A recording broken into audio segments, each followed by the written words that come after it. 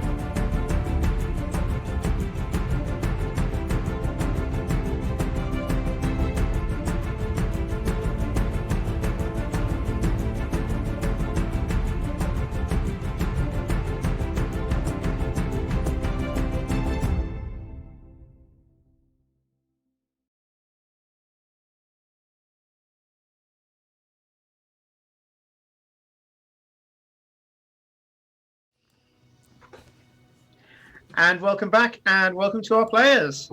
Hello.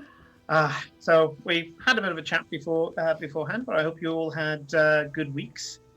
Mine's been astounding. I've had some fantastic games. We've got 2 nights of gaming tomorrow and Sunday night as well.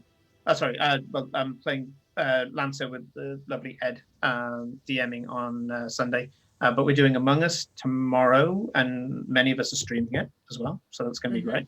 We'll probably stream it here, and if anyone else, but I think having one centralized... I think we agreed on the personal stream. Yeah, we're just doing a personal multi-stream at the moment. We'll figure out the other bit later. I've got a thought that if you wanted to do something else, I need to figure out who I'm currently, I think, committed to 2 different Among Us streams tomorrow, so that's going to be interesting.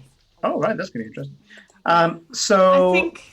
Yeah. We might end up blending them together if you end up, if you or us end up having 5 each. We can just kind of mash up or whatever. Yeah. But whatever. Mine's been brilliant. Career's been brilliant. Exercise has been brilliant. Everyone hates me. So yeah, there's about bloody time. Oh, and I get a new PC, which is going to be great as well. So that's going to be good stuff for the stream. So how has your week been? As he disappears into various computer games that he can now play. Like, school's really weird because we have 1.5 week to write a 10-page essay, but half of the content that needs to be in the essay is going to be taught to us during lessons next week. Yeah, so you get started on the first part first with the information you have, and then you continue once you have the next information. I had a cold, or a very mild cold, but it was COVID symptoms. Got a test, tested negative. It's all good. Well, don't forget your test. No one can get a test here in Cambridge, it seems. Mainly because I work in education, and I said I work in education, and they immediately sent her one. Yeah, and I put my work email in saying I work in education. Yeah. That worked. We were hearing about Nick running. It's still Pathfinder for you, isn't it? No. Oh, this one's D&D because you said Lizardfolk, yeah. Yeah. We've decided that they're going to try 5th edition for the first time ever for pretty much all of them. So yeah, I will be having to wrangle 2 7-foot-tall lizard people that like to eat things. Those are usually pink and smaller things than them. Like humans. A very, very angry tabaxi. That one won't be too difficult. I'm quite used to wrangling tabaxis now. I've had a lot of practice. Yeah. I mean, she's completely not paying attention. Yeah, sorry.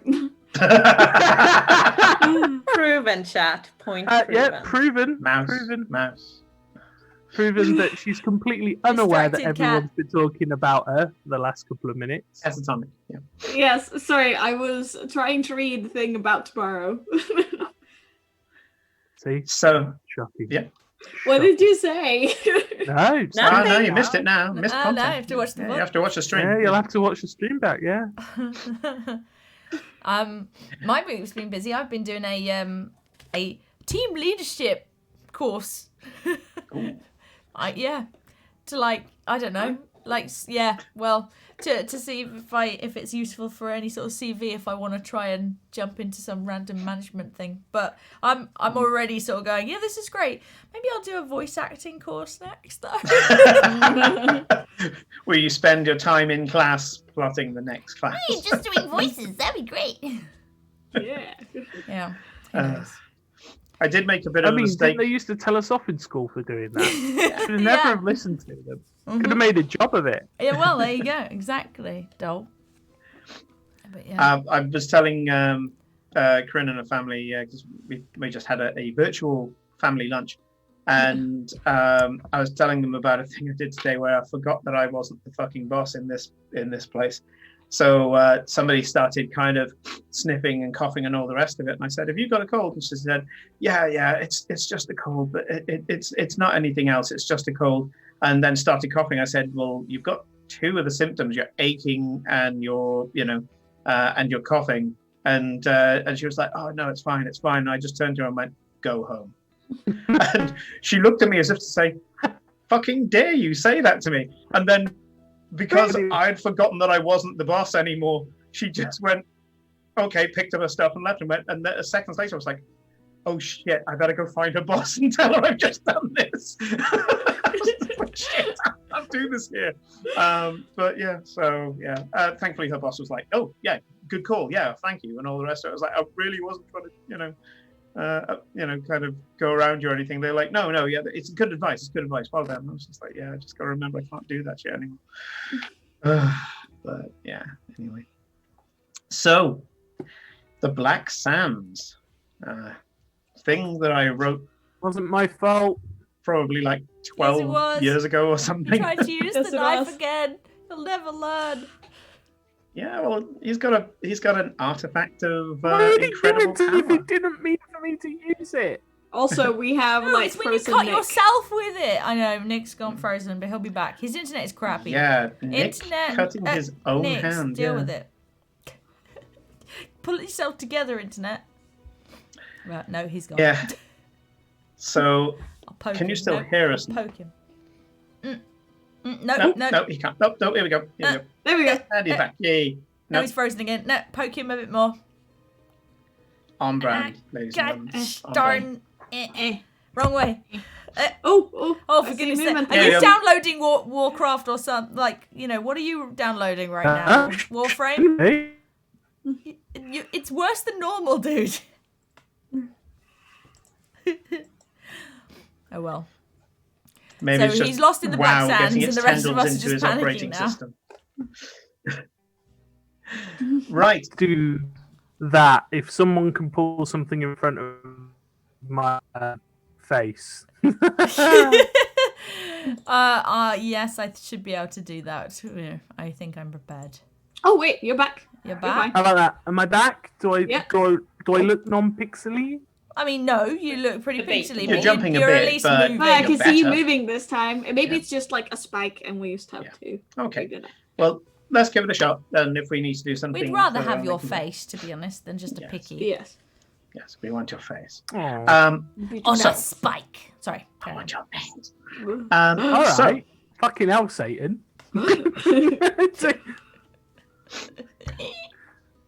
Sorry, I'm a little crazy after four doing of this you- course all week. I've had very little sleep. yeah, Carry on. don't worry. I gave them fair warning in the intro. The four of you, sorry, three of you. So There is an Eclipse, air elemental there as well, so technically there's four. technically Oh, the four yeah. of you, So Technically, yeah, we Cora, haven't. Farewell, and Technically. Eclipse. Last episode. Whilst in the void, looking for Farewell's family, Farewell tried something and cut his hand with You did not the look obsidian well. knife, the Veilbreaker. The result of that, because he was tethered to Eclipse of the Moon and Cora, was that he pulled them into a strange demi-plane of existence, where they found themselves, thanks to some wild magic that was applied, tossed around in a perpetual black sandstorm. Farewell had figured out that this was the sandstorm that was at the on the horizon the last time he came to the Black Sands. The Black Sand, in this particular case, gave under his feet in the last visit, but this time there's a sandstorm. After trying a number of things, Farewell looked at his family, or attempted to look at his family in the sandstorm. Strange undulating figures appeared, which got the strange custodians of this plane, known as the Pale, to come up and tell them, after they'd blasted a few of them into sand, one of the Pales came up and said, "Follow us into the den." And you flew out, thanks to the air elemental. You flew out of the sandstorm into calm, black desert, with a starless and moonless silver sky. You landed on some sand that was strangely unyielding, fixed in place. Around you in a rough crescent shape were more of these strange figures that I've kind of likened to the gentleman in the episode Hush of Buffy, for those who've seen it. And one of them steps forward, and we ended last session with, we speak for the Pale. And that's where we're going to time in. The creature gives this single sentence as if it should explain quite a lot. You can see that there is a rough semblance of humanoid to them. I guess a kind of bold, pale-skinned human with slightly bloodshot eyes and slightly eerie purple-red lips. They look gaunt, unfed, and they all look roughly the same. No real... thank you for the raid, Dylan. Hope you had a great stream. And you can tell that these are creatures without gender. They are dressed in strange whispering black robes that are very reminiscent of the sand around you. Oh, thank you for the subscription. 2-month streak. My God. So you can see these figures around you, and as this figure says, "We speak for the Pale," it's looking at you, Farewell, you in particular, for some sort of prompt from you. Remember, Farrell's pissed. Yeah. Yeah.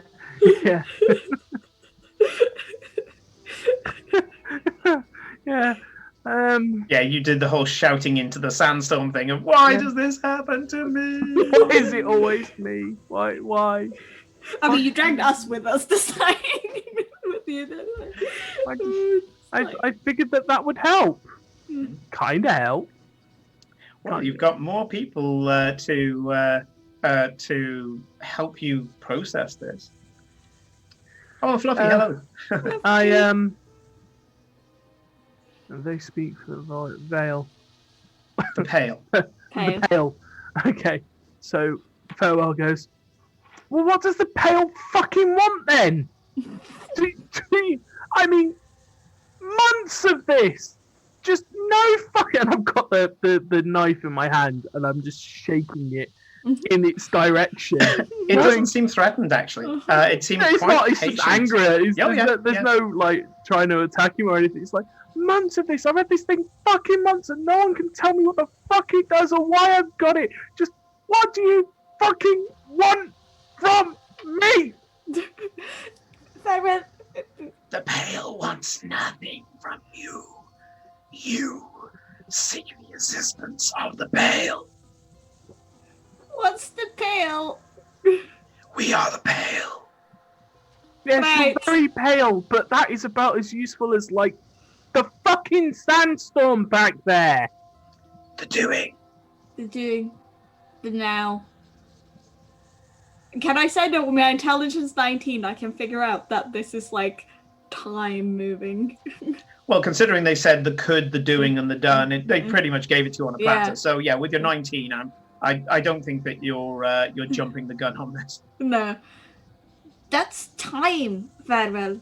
We're standing, like, they called this the done, which means this is, like, we're standing on, what is the past?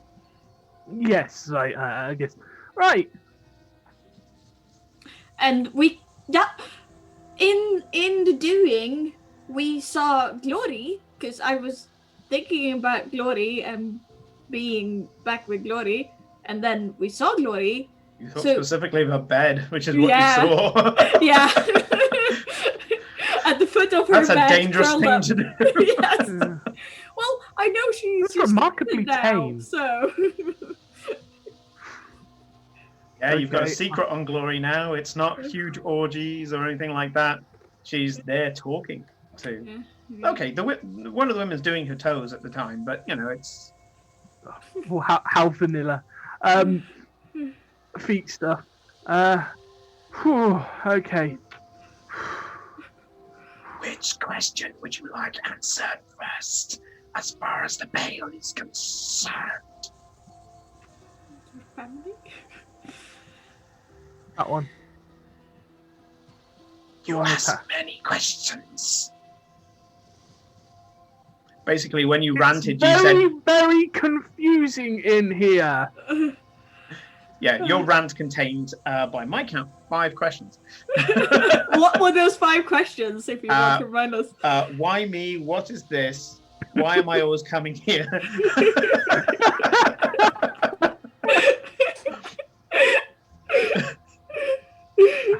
Well, we know what this is, so we figured that one out. Much fucking use you were. Honestly, we are the pale. We are the pale. Jesus. What's the wrong shape? There's a look as if there's a look at as the pale struggles and goes, the wrong shape is wrong. It's Right, okay. not to be. I'm done. I'm done. I'm going to give Farewell a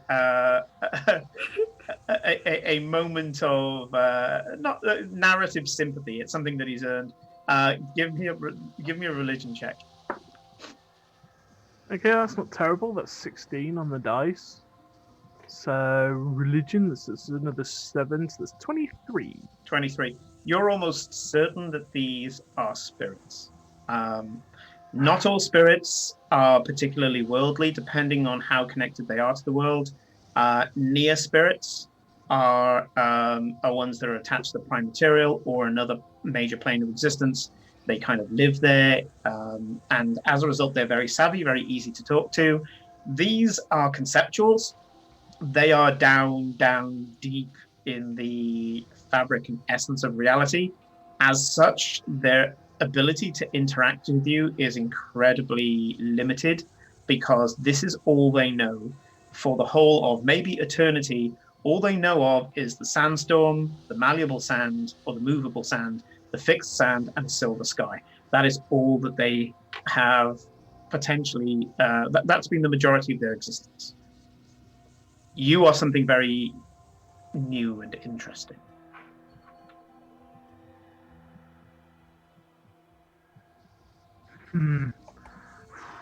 I'm just looking at like Cora and like Eclipse, and like Farewell is just quite obviously grinding his jaw, and he's fighting this ongoing battle between just screaming at him endlessly and trying to get some things. It's like, okay,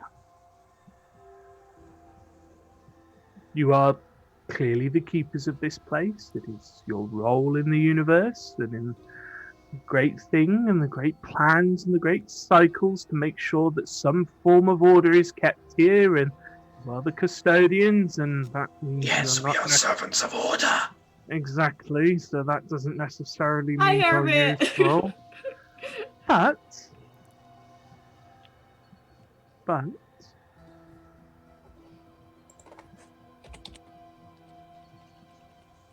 why do I keep being drawn to this place? You We'll opened start this there. place with the key. The key is within your grasp. It was given to you by fate. Fate Fucking being the Raven Queen, because she's the Fate. goddess of. She's the goddess of fate. Yes. Fate. No, Yes. There was a. I hate to use the word now because we met a really nice one, but there's no really other way to describe what they are. We have to think about that. We have to really worry about whether or not. But there was somebody else here the last time I came. She was a bit weird. I keep meeting lots of weird women.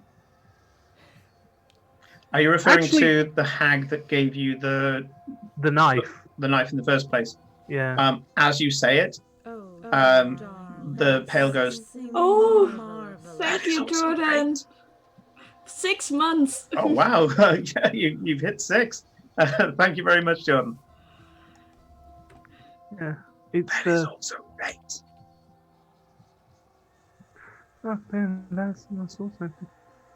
Is it just my? Is it me? And I'm looking at Eclipse and Corey again. Is it just me? Do I just attract weird people? I mean, you have me, Cora, and Glory with you, so yes. You are a custodian of fate. You Oh, are us. oh, oh no! I'm not going to end up here, am I? No, you are not pale. Well,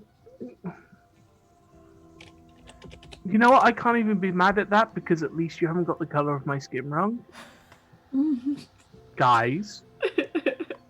It looks different. We have different. Some people have color blindness, so we see things differently. Yeah. Okay, so I don't know what you your see. turquoise is your color. I am just- green. Yeah, it's just a kind of green with a tint of But blue. turquoise is like a mix of blue and green. I think we're distracting ourselves from the point here. You need to ask a damn question You to are these green. people. Ask Yes, them we'll where go- your family is. Isn't that what you want Yeah. to know? Yes. Yes, that is what I want to know. But the fact that we're in time right now, does that mean that something broke back when they disappeared? Why are It's we either that or I'm in a using the place damn of key time wrong. unless we're here to change something, which is weird, especially as you're not meant to do that, and that's the whole reason we're mad at, Renata. So Yeah, I'm finding it really hard to take that moral high ground now. Mhm. That's this is really making that whole like Let's stop fucking find with out what the time plan- and destiny thing where I with know. this is Yeah. really uncomfortable. We haven't changed anything yet, so technically we're not doing anything wrong, but By being here, we've probably already changed something. You have By changed being- nothing. This is the done. we're in the Oh, done. of We're in the course, done. no, we're in the And done. thing, we're we in haven't gone to okay. the food. What's the other third place called? The good. The Could. could. Ah, the could. Okay. Okay, so let's not look at Okay, that. hold- I don't want to know. Oh, thank you Um, for the sub, Hermit, even though it didn't show up in chat. No, it looks... I did not. No. Strange, all the others did. Yeah. Right. Okay. But yes, thank you, Hermit. So, Nick, you know All right, Pen. You just go. that you find have yourself stood in the Could. You have stood on black sands that shifted under your feet. You got very quickly inspected by the Pale, who told you were the wrong shape. You also know the reason why they're using Could and things like that is that probably It's a best not to tell potential. the girls, but you currently aren't stood on sand. They are not people in front of you. They don't really exist. You're kind of in a metaphysical state right now. You're this kind is of in a up- conceptual state yourself. Probably best not to tell the others just in case they freak out a bit, but all of this is a construct in your minds, allowing you to not go crazy at this existence. Yeah, kind It's of our like... it's our grey meat processing it in a way that it It's thinks the the rest of closest it thing that will- you're able to process it. Yeah. Yeah. Our grey meat will be happy with this and Yeah. not go. You're all fucking doomed. Okay, so we're in the done. We're in the done. How does that work with like chronomancers when they go back? Can they affect the done?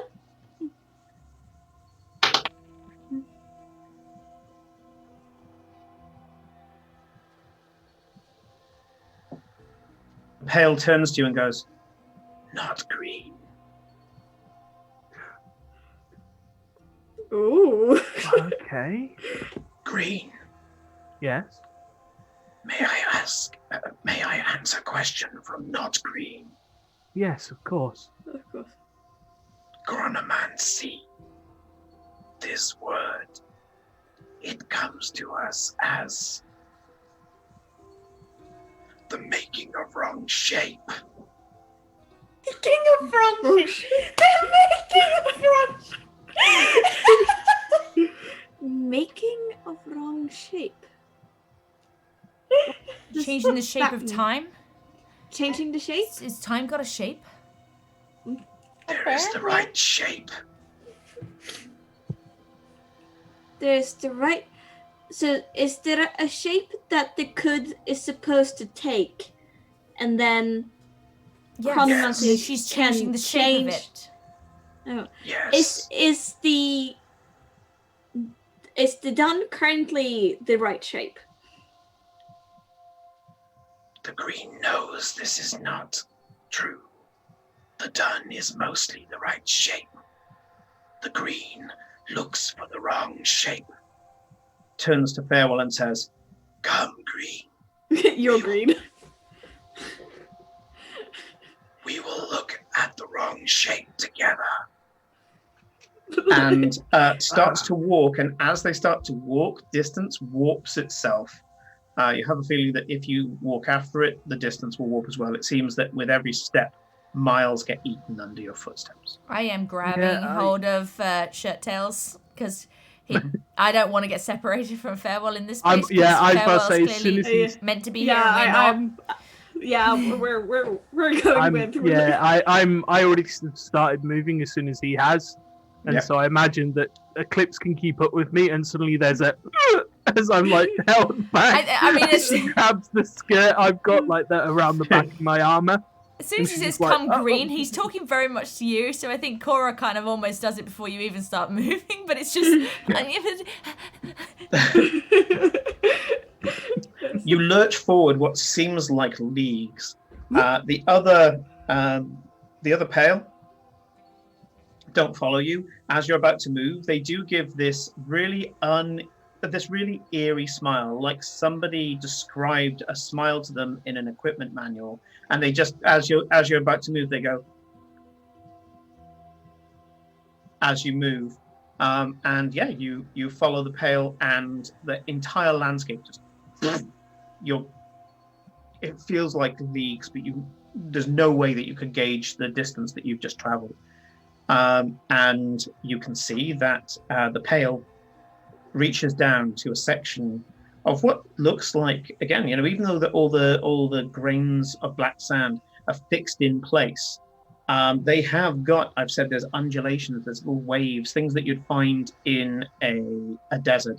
The pale kneels down, at which point you kind of think, I'm pretty sure that guy hasn't got any legs, and reaches there, pale, bony, almost arthritically jointed, so kind of the joints look a bit too big. This pale arthritic hand into the landscape, and you can see that some of the sand in the dun still moves.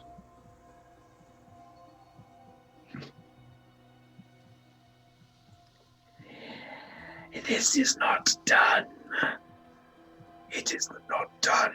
You have found green. You are a custodian, as we are. You come seeking this, yes? I guess. I don't follow. Show me more. Yes, green. Come.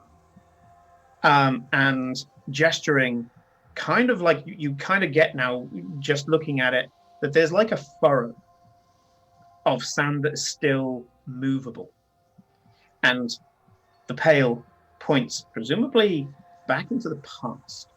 Again, a lot of this is conceptual, so when they point into the past. And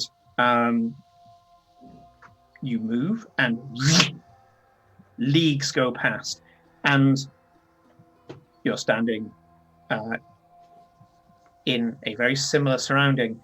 The pale kneels down, taps on the ground, and it's hung. We shall show you the dun. Okay. And then runs its hand across the fixed sand, and suddenly the sand starts moving. And they're not done. Okay. Show me. It reaches out its hand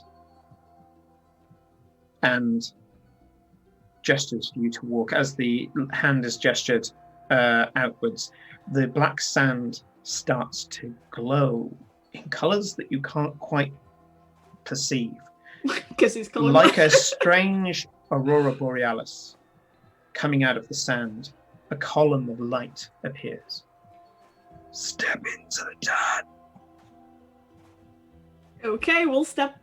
Cliff steps into the dam with Farewell. What does Cora do? Well, I would follow whatever Farewell is doing if he's stepping in. Yeah. Okay. I have a feeling that Farrell's not got much choice at this moment. There's this a brief hesitation where he's like, the intelligent part, the lizard part of my brain and the intelligent part of my brain are both screaming, this is stupid, don't go in there. Then there's a yank as the tabaxi just goes, in we go! Yep. We're not going to get any answers. Come on, in we go! Oh, here we go. And the whole Farewell. thing This is exciting. just passed through. This is very Farewell exciting. / Nick. Mhm. Please describe your father. Oh dear God.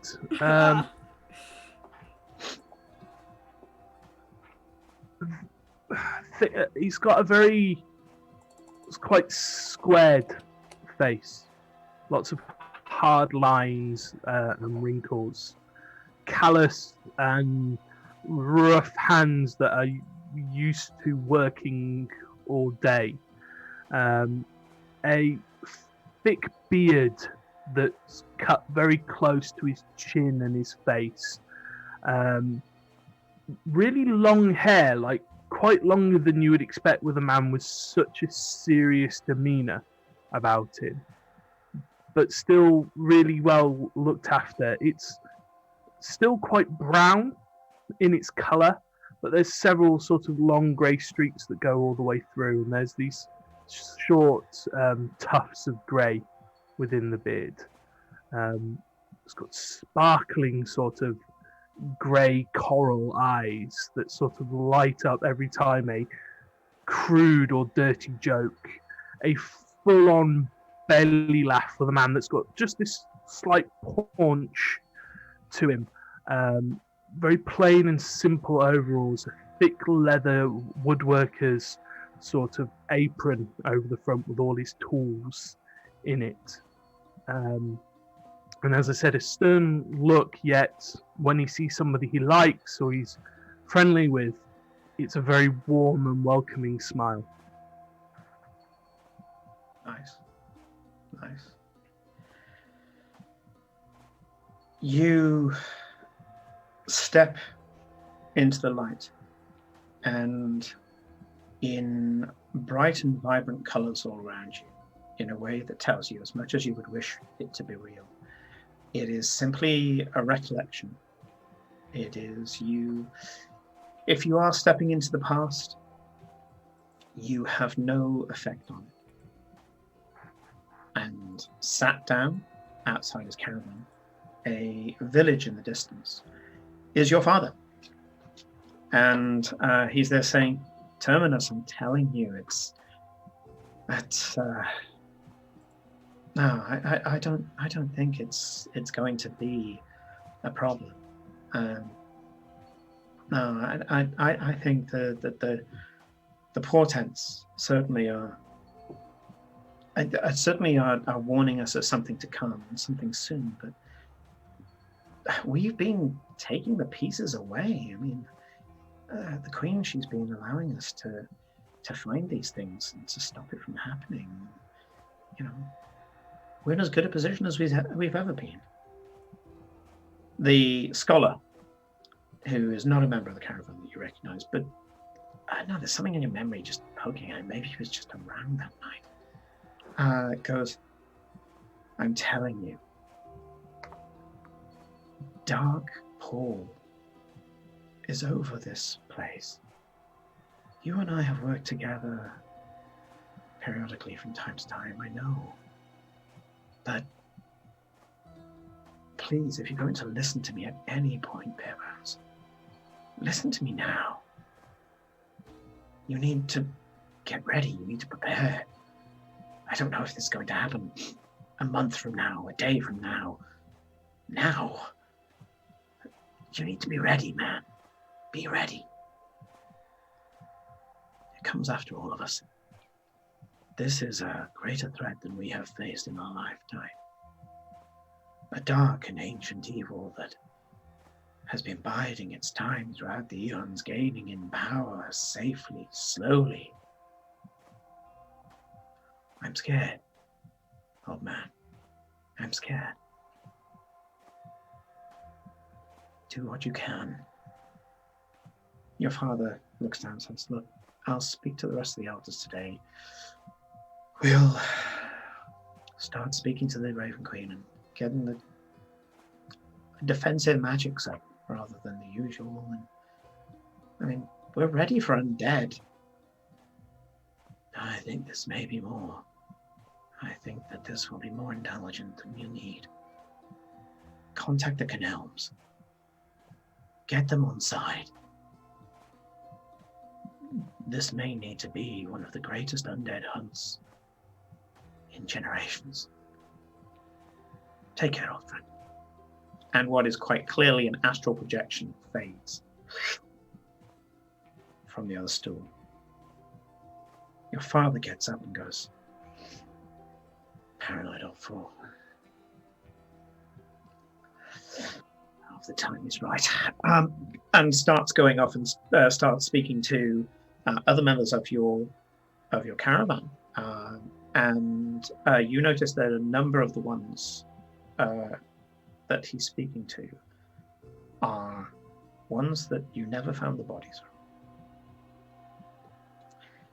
There's a sudden sickening sensation in your gut, Farewell, as you realize that you know where you are right now. You're currently in the village, looking at your original biomaps, making sure that I get the details right. You're doing your rounds in the village right now. No. Go back. I wasn't done.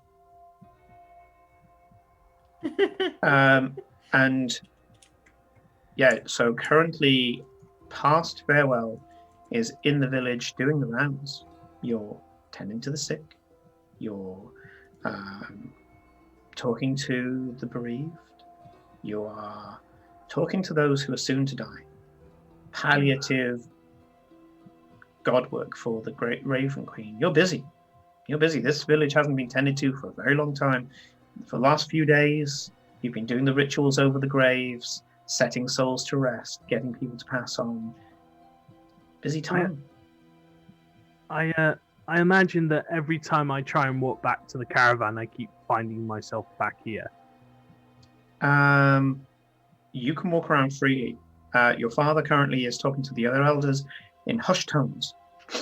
And one of them, I think you that can they have to... can't see us. Like, you when you saw this conversation, you were like stood a few feet away from them. Yeah. So I will just walk up to the see what they're talking, like the elders are talking about. So I'll just stand in the middle of them and listen. Look, Terminus has got his eccentricities, but he's not one for flights of fancy. I think we should start looking. And one of the other clerics, stronger cleric than Farewell at this point, goes, I'll start communing with her now and maybe ask her what's going on. And you can see that the small portable shrine that you guys unpack first thing when you stop at a village and unpack up last when you get to when you go to leave, goes there, starts praying and starts recalibrating their spells. Some of the caravan guards, who are a little more martial, some of them paladins, low-level paladins, start gathering around, seeing your father's concern. And he's saying, look, Terminus has given us, and this is to the main guard, has given me a little bit of a heads up. Yeah, I know I haven't heard from him in a year, but, back when some of the nastier things we dealt with were here, he was invaluable to us. I mean, yes, he can overreact sometimes, but he's told me to contact the Canelms. We haven't worked with them in generations. I'm not sure. There's conversations like this going on. Yeah. Farewell, what are you doing? I turn around and I'm like, Pale ones, can I see anything during this? And that Pale is right next to you. Yes, great. I'm not going to get used to that. Show me remembrance. There is a shape called Remembrance nearby. Yes. Yes. Yes. Reaches the hand out, which I'm sure the girls are kind of like, oh shit, I'm coming too. Grabs hold of you and yanks I'll your shout to my shoulder. Eclipse. Eclipse, we're going! That feline agility. Meow. No. Cat leap So, pod.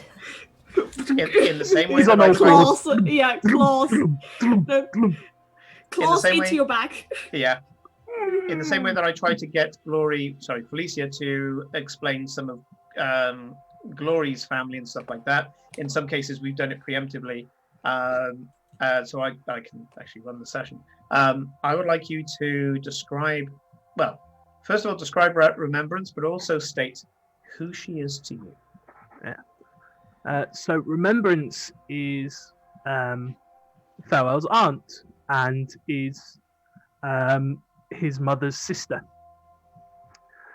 There is a surprisingly familial look between Farewell and Remembrance. They have that same sort of angular face that Farewell has, similar kind of eyes, skin tone. The difference is that Remembrance is completely bald all across her head, and her hair's got this wonderful sort of, well, her head, top of the head, amazing coral that's sort of built onto the skin, and it's not quite clear from a distance whether or not it's like a head cap to keep her warm, or it's actually part of her form.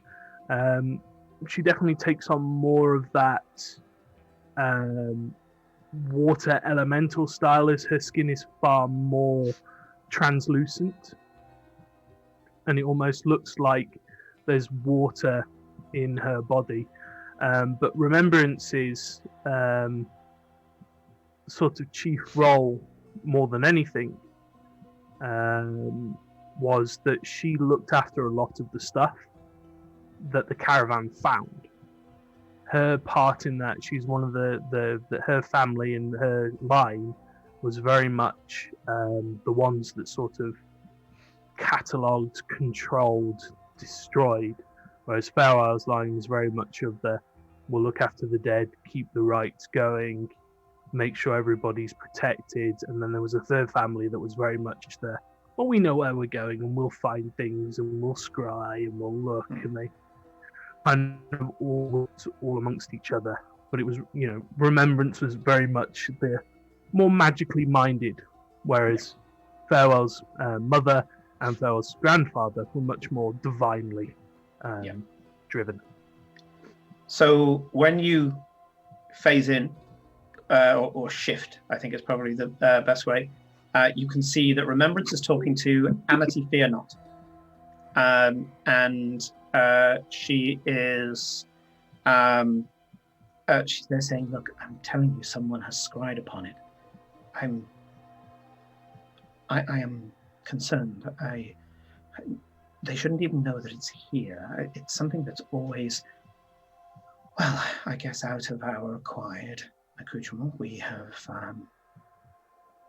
this one has always given me the most concern. It's just, I've been able to explain the form and function of most of the curation, but this, I don't know. Why has somebody specifically scried for this? It means that they know it's here, they know of its existence, and what scares me is that they probably know of its function, which means that they've got one over on me. Amity's there, a bright up-and-coming girl, kind of learning at Remembrance's hip at the moment. Not necessarily going to go follow in the same footsteps, but certainly getting an idea for arcanism picking away. And you thought that she would probably do really well either as probably a divination wizard or a cleric. She just generally had some talent. You can't remember or not whether or not Remembrance saw her as a confidant or not, but she's there saying, I know. I mean, I started asking Mother if I could focus more on the site, and I started working with various focuses to see if I could look more into this. But I don't know. I've had an uneasy feeling. Most of the family have for the last few days. We thought maybe it was just, you know how it is when we haven't moved in a while, and we haven't really been eating up the ground like we usually do. But it's been busy. There's a lot of villages around here. It's somewhat remote, but maybe it's something more. I don't know. The hairs in the back of my neck just. I think you've got some reason to be concerned, Remembrance. Have you spoken to any of the Bedbones regarding this? At which point she says, well, I was about to go and speak to Pemberton, but it looks like he's concerned about something else right now. Maybe something to do with the village. You can see, and she points over, and you can see your father is talking to Geta. And Geta's there like, all right, okay, we'll do this. Pulls out her sword, which you know is quite a badass sword, and kind of slaps the side of the blade as if to say, whatever it is, this will see to it. You're fine. Farewell, during all of that exchange, is just laser focused. His vision just on Amity. And he's just can't stop looking directly at her. And you all know that Farewell very rarely looks at people. And he sort of he never makes eye contact. The only person he tends to look at properly and make eye contact with is Cora, because he's the closest to them. Never makes eye contact with anybody else. He moves forward, closer to her, and you can see just him under his breath, just going, "Come on, you're smart. You can think of this. You would have left something behind. You would have shown us. Come on, show me.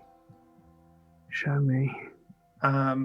As Remembrance walks away, Amity goes, I wonder if I can get the box to maybe invert on itself, swallow itself. No, that wouldn't work. And as she says the box, she grabs the back of her neck again and goes, Gods and goddesses, what is it? What are you showing me? What am I feeling? She said Midian Vertox. Gods and goddesses. No, she said I need to get the box to... She said maybe I can get the box to invert on itself. Oh, invert on itself. And you can see this fiercely intelligent girl is just there like, come on, gods and goddesses, what is it? What am I feeling? What am I seeing? Is it past? Is it future? What is it? Hello. At which point I walk she around and I grabs want to hold of a pendant around her neck and takes the pendant off and drops it on the floor. You know the pendant well because you're currently carrying it around your neck. Show me more. Show me more. I'm so cold. Why can I not see anything? I I take can usually mine see off something. and I put mine around her neck.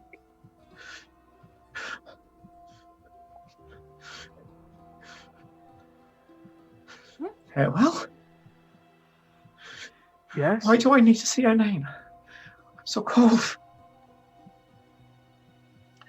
Why can't I see anything? Don't focus on that. Just on me. Where are you? Just sensation, not sight. Remember, just like when we were kids. She when we used to reaches hide in the for- rivers. Never the sight, just the sensation. She starts pouring at her clothes where the pendant is supposed to be. Where currently your pendant is around her neck. Rivers. Rivers. Rivers. It's nonsense. Why am I seeing nonsense? Not nonsense. I'm here. You can feel me. Trust me. I'm not far cold. away. It's dark, but I'm not dark. And I saw it my throat. It's sore, but I can't speak. And yet I'm shouting. I'm shouting. Why am I shouting? Is she? Do I feel like that there is enough of a bond between us? Well, she just said your name after you put the pendant around her neck. Something's trying to tell me something. They're coming. Who are they? They're coming! They're coming! And she starts going into effectively a panic attack and starts screaming at the top of their lungs to everybody. They're coming. They're coming. The caravan starts to go into action. Everyone's asking who, and she goes, I don't know. Where's Farewell? He's here. He's near me. Where is he? And they go, he's in the village. No, he's here. Why is he here? Farewell. I can't. You're so different. And they kind of go, Huh? What? Farewell? You said someone's coming? Yes, they're coming. We're in danger. Penitent's rushing at her. Who? Where? Where are they coming from? I don't know. It's because it's dark. It's dusk. It's dusk. It's dusk. It's dusk. And she's just there repeating, it's dusk. It's dusk. It's dusk. And then she turns and looks at you full on in the face and goes, but it's going to be dark. It's going to be night for so long. And at that point, the caravan explodes. Oh, fuck. Watch the You're not explosion. sure whether it's... actually, at this point, those who are trained in Arcana, give me an Arcana roll. I am not trained in Arcana. I have good Arcana, but I'm not trained in it. You have an arcane background, Eclipse, so yeah. I will allow you to roll. That's weird, though. the- You can be an arcane trickster, but it doesn't give you any form of proficiency in Arcana. I like to use backgrounds and basically have you done something like this in the past? Or have you been around here? Keep that for a second. Loaded dice Farewell again. and I love have to these say, loaded on Wednesday, dice. I had some weird fucking rolls. I either rolled a 2, a 4, a 16, a 19, or a 20, and my dice refused to do any others. It's this Yasha dice, and I'm worried that this black bit at the top might be a different weight to everything else. I'm like, do I have a weighted dice here? I'm not sure. You can Anyway, test it in salt water. Yeah, Yep. Kate and Nick, even though you can't do Arcana rolls, what is the immediate thing as the caravan explodes? Boom. We're going to slow into bullet time. What is the first thing on your mind? What is the thing that you would focus on right now? I know what would you do? Farewell would do. His immediate reaction, he'd wrap his arms around Amity and throw his body between her and the explosion. Okay. I'll get to you in a second, though, because that's fucking brilliant. And then cast Death Ward on her. Kate. Yeah. Cora, I think she's probably got quite mixed up in all of this, especially with Farewell seemingly talking to the person in front. So I think the explosion's going to make her think that this is happening, and so she's just looking around. She's waiting for something to Eldritch Blast, I think. Like that's her first reaction is this is real, not real. So where's the fight? What do I do? How do we protect these people? Blah, blah, blah. Excellent. 3 perfect bullet time reactions. So first of all, Corinne, Eclipse throws up her hands, almost trying to counterspell, what comes up. You can see as you're there, kind of trying to call on your arcane knowledge. What was the roll? Natural 20. Okay. Unfortunately, not a great deal that you can tell with Yeah. a natural 20. Yeah. You know 24. that this is a fireball that is being cast at the 6th circle or higher.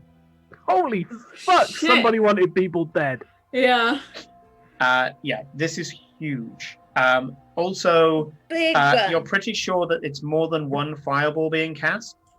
Oh, this is some sorcerer shit. And so the entire, basically, it's this It's glorious. this here. entire thing has been carpet bombed. Hexacotl. Yeah. Yeah. It could be delayed fireball as well, because you can put that in and like delay it. It could be more than For it one to all go up person in as center. well. Yeah, you Yeah. can stack fireballs, which is fucking Yeah. awful. Yeah. Delayed Yeah. fireball is a nasty Napalm. spell when you've got the turns to get ready, because you just go Yeah. cast, and then fireball on top, and it just goes bup, bup, bup, bup, bup, bup, and everyone just fucking dies. Yeah. Kate, you go and start getting yourself ready for an Eldritch Blast, ready to throw this bolt of force at anybody that seems to be a threat to Fairwell's family. And it's at that point that you realize that in the center of the explosion, again, this is kind of bullet time because you're watching time Yeah. and you're perceiving it on a conceptual level. That as the explosion, unavoidable, you can't kind of flash your way out of there, but you just see that. Give me a perception check. There's something that you'll guaranteed see, but I want to see how much more you see. Roll good. We've had one good roll. We've had 2 good rolls. We want to keep this it's good roll just in the going. middle. Like I rolled a 10, so perception is a +3 on that, so it's only 13, which is Okay. So what you passive. see is one thing that you get guaranteed with a little bit more is that 4 figures, humanoid, backlit by the fireball, have appeared in the fireball. Yeah. So Yeah. You don't know where the epicenter is. The whole world on one side of you is just turned into flames. But in the explosion, there is silhouettes. 4 of them are humanoid. One of them is tall, gaunt, roughly humanoid. Some parts seem almost impossibly thin in the silhouette. Standing there, mid-gesture, almost like they're doing a grand entrance. And I'm going to be getting you to do a few more rolls as this goes on, because time is still going, but we're going to see how well this works. Farewell.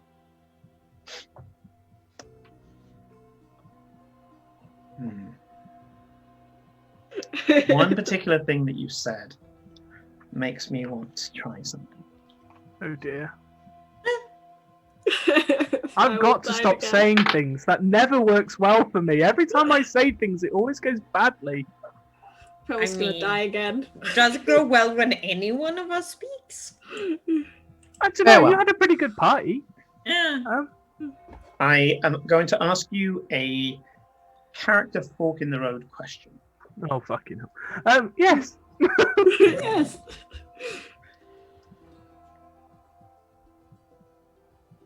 If the Raven Queen, in that moment, told you that you weren't to cast Death Ward on Amity, would you do it anyway? Ooh. Oh, you're breaking my heart.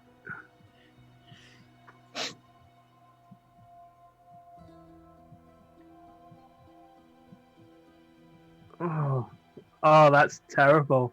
Yeah, That's I actually appreciate how terrible. cruel I'm being right now. Oh, that is terrible. Fate. I think he would look at his holy symbol if there was that moment, but it just, like, it caught his eye as he was partway through the cast, and he would look. Are you gonna do a Renata, or are you gonna follow the path? And he would ask, this can't be her fate. I never found her. I didn't let her go. I've never been able to let her go. Help me. Trust me. This is the right path.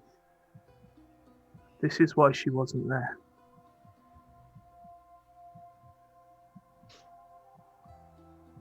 If you've given me this for a reason and you've let me play with fate, trust my judgment. Let me save her. Please.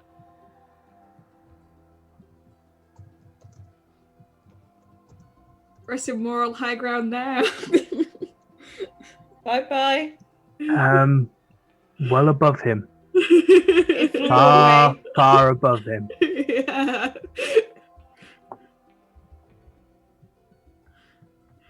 But experience and context are everything.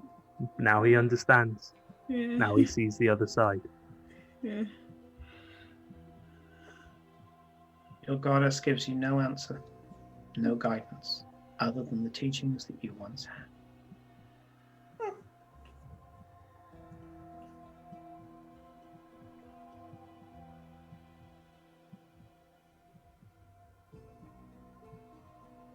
Let this one be the right decision.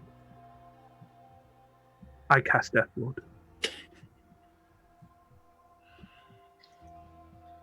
For you, farewell, that split second felt like a lifetime.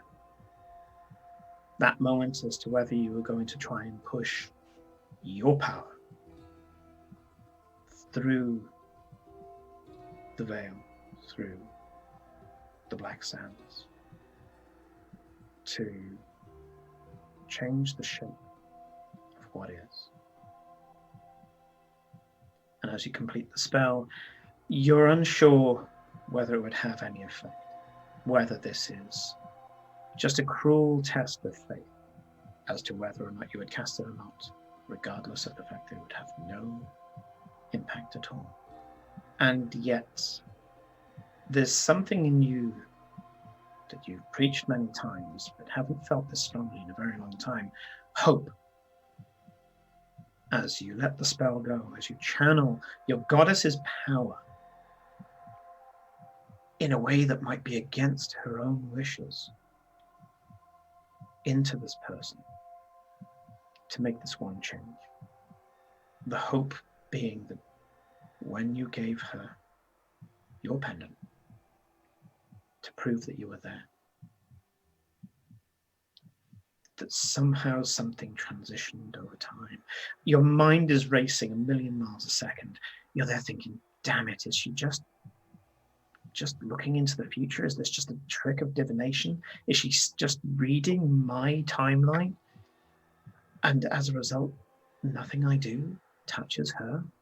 She can just see it. That I can't touch her, that she's just looking at me through a telescope of time. Your heart is in your throat. You're suddenly very aware of how alive you are, even on this conceptual plane. The pulse beating in your chest like a war drum. And then the fireball washes over everything. Everyone falls to the floor. You're thrown back to that terrible, terrible day. You're seeing bodies burning that when you look back and see yourself charging over the fields as fast as your legs can take you. You know that by the time you get here, many of the loved ones that you're seeing currently burning at your feet will be mounds of carbonized flesh that you'll soon need to bury and speak rituals that seem oddly hollow, not through the years of repetition, but just Not worth it. You're transfixed at Amity as she hits the floor. You are traumatized by the fact that you know the full brunt of the major blast, the central blast of this, comes forward to cook her alive. She hits the floor. The fire immediately casting, in some ways, I guess, a merciful black char across of her flesh. She's out instantly, no cry, and she hits the ground. As the rest of you two are looking around manically, trying to take in the situation, trying to find out what's going on, in some ways an instinctive self-preservation of being faced with danger, even though a more cerebral part of your mind would say, this has already happened, I'm safe. But it's just so vibrant, so real. Got my flashlight Because it out. was real. Kate. Cora carries on looking at these figures, assessing whether or not they would be a threat. I'd like you to do a spellcasting roll. Ooh. So plus 11 to draw. That bounced out of my Yeah. little bowl, but it was cocked. But it was cocked on a 19. But I have Bastards! natural 20 instead. There we go. That's what we get 31. for.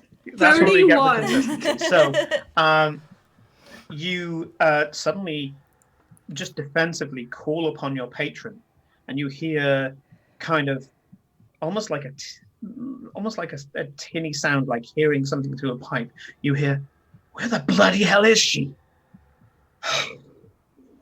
Oh no. Oh no, these guys. Sakura, knight of mine, feel my rage and take my power. And you're suddenly juiced. You suddenly feel like you could bend the Jacked. fucking world around you. You go full Super Saiyan. Hair stands on end. Yes, like Blonde. Flames start appearing from your skin. I start running like You know this. Yeah. Going to running. Don't spoil that. Flames start emitting from your flesh, which, in all fairness, is probably in bad taste for this situation, being that most of Farewell's family is being burnt alive. But the king doesn't know that, and anybody who looks at you would notice that the flames are very different to the flames that are appearing all around you on the burning caravans. Yours are like flames of pure sunlight, and you feel like you could fucking rip the heart out of a god right now.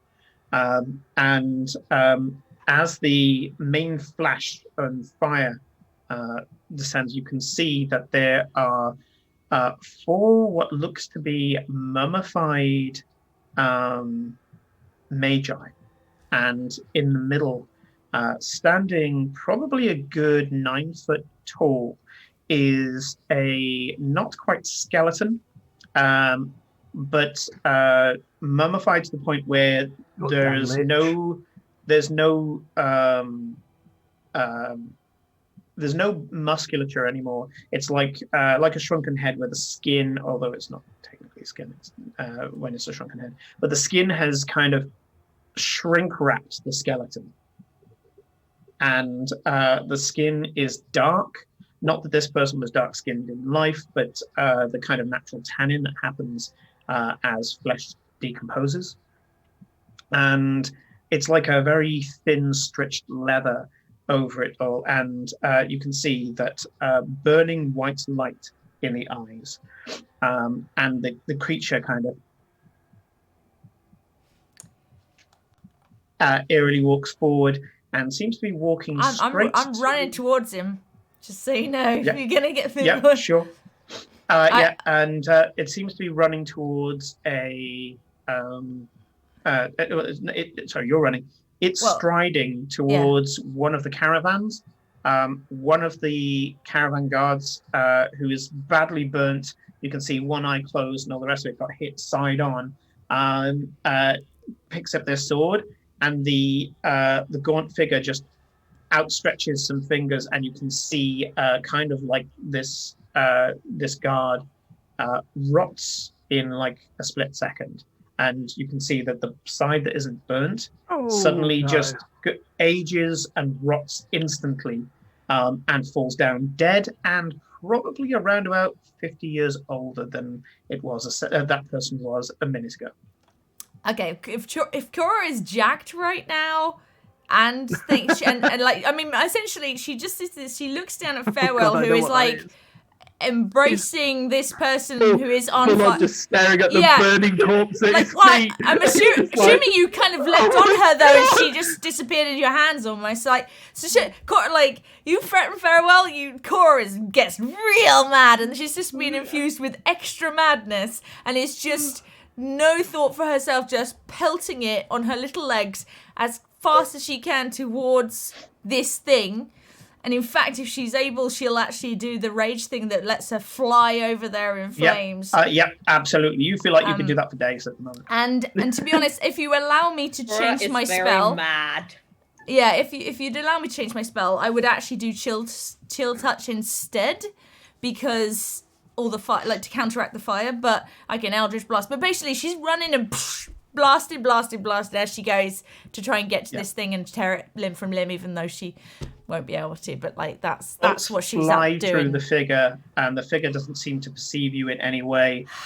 You feel, Cora, that you wouldn't need chill touch. You feel like the power that you've got right now, you could just tell the fire to fuck off, and it would just die.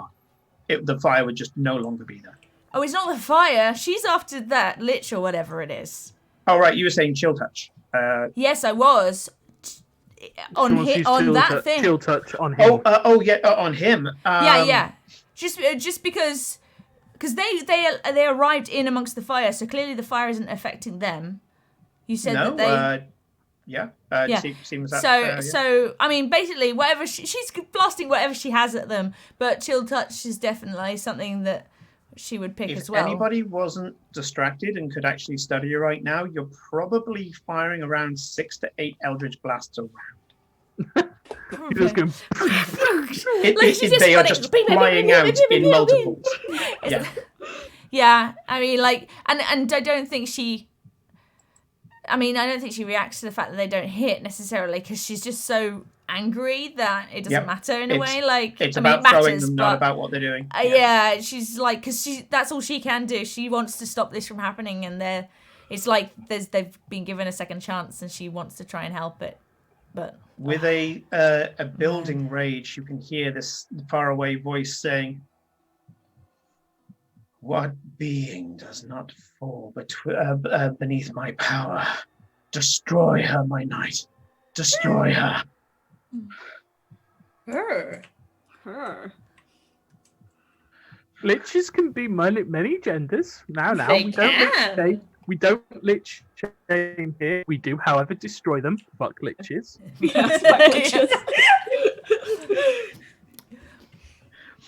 Liches get money. Yeah. And you can hear Enola's voice even further away going, "Father, calm. I'm sure she can handle it. Her rage is not abating. She's not damaging them." I'm not sure if I would be with it enough to think this, but if you deem it, I might sort of just through my thought, or shout in the air, like she kind of realised that they're not there, that this is a memory. But the fact that Farewell was able to sort of connect seemingly, I'm going to call on him to try and see if there's any way that he can push these things together, like me and this place, to merge us so that I can hit him.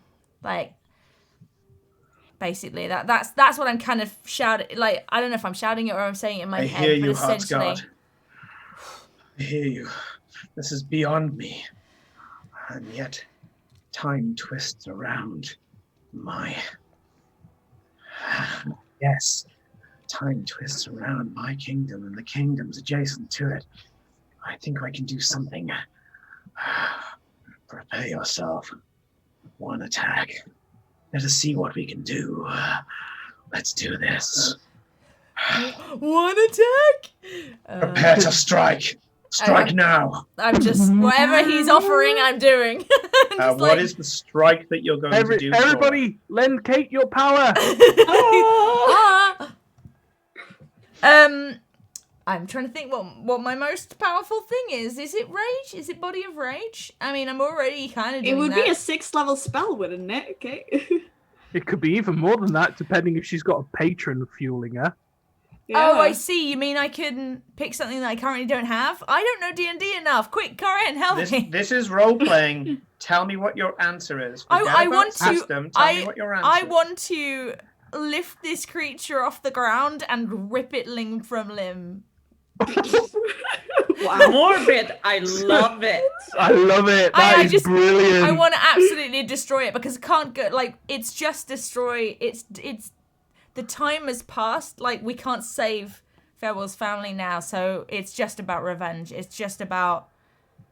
But I'm going to leave the head intact enough in case there's a way to talk to dead, because I know that's the thing. In fact, the head's going to land at Farewell's feet, to be honest. Kate, you instead of firing force, telekinetic force, you instead almost kind of wrap the telekinetic force around your hands, reach towards it, knowing that you can do this at range. And basically, whatever your hands do, the telekinetic force will do at range. You just gesture in its direction and just go. Nothing happens to the figure in front of you. Oh, And yet- shit. And yet, you feel like you've succeeded. Yes, yes, did you feel that? Did you feel that? I am the Summer King, you fucking wench. I am going to find you, and even when my night comes, you will not be able to reform yourself. Pick up your pieces and get ready for us. We are coming. The hunt is on. And you hear this maniacal laughter from the Summer King as your power recedes. You're suddenly feeling like Oh my god. Cora again. But for a moment, you didn't feel 100% yourself.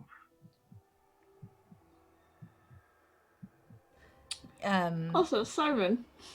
Yeah, I don't know if you've just seen shit. Oh. I don't know how I well don't know how magic that's works gonna. here. Yeah, I don't know how that's gonna work Yeah. unless you want to You hold know it what? for another appropriate moment. You know what? Choppers. I'm going to give you an option. Does the wild magic happen to the target that Cora was attacking? Or does it happen here where they currently are? Ooh, Hold it from whenever, but see what they want to so do. Yeah, oh, no, I'm giving that's the an option ooh. now. Yeah. Ooh. Yeah.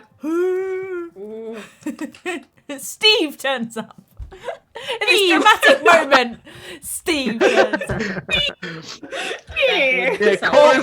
Target by Steve versus the undead. A real He said he fireball was on speaking to the ourselves. target, so we To the might have some target. plumps. Okay, my friend.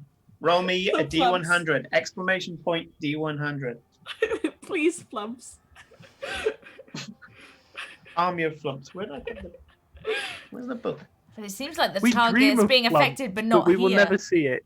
89. 9. Oh, that might be a good one. I can check if you want it. One magic table.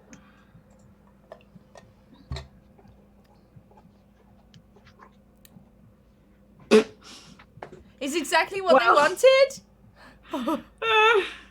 Is it what Choppers wanted? What is it? Okay. So 89. Are we thinking of the same one, or did I read the wrong line? 89. You become invisible for the next minute. During that time, other creatures can't hear you. The invisibility ends if you attack or cast the spell. Okay. So does the thing turn invisible? Not necessarily. Who's it happening to? Whenever you roll wild magic, there tends to be a target. If it's not you, and then there's you. Yeah. Okay. We're in conceptual space at the moment, so this is interesting. Kate. Cora. You hear a exasperated shriek from some unearthly creature.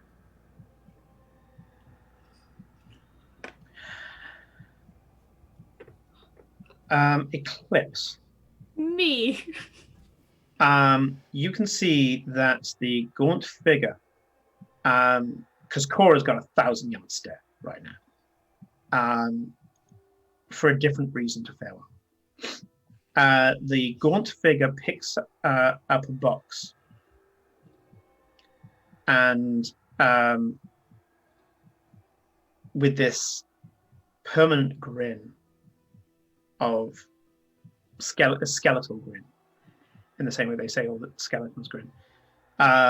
This figure opens the box. I was gonna say, when he grabs the box, I'm gonna try. I mean, Eclipse knows that we can't really affect, but it seems very weird. Like, if we cannot. There seems to be some kind of in-between thing. And she'll use a lash knife and try and disarm him of the box. Yeah, frustratingly, the lash knife just passes through the entire image as you try to affect it. You can see this creature's starting to open the box, and there seems to be like an almost intake of breath. The magi around the main figure, the kind of mummified magi, start putting their hands together, these grey, cold hands, and starts moving their lips, but there's no sound. And we cut very quickly to farewell as the charred, what you thought, corpse of Amity at your feet goes.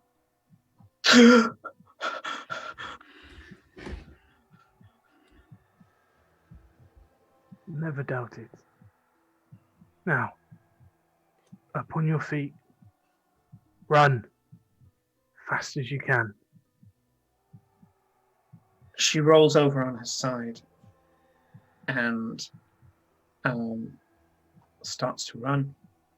She gets about, I would say probably about a meter or so before her entire body gets vaporized into shadow and sucked into the box.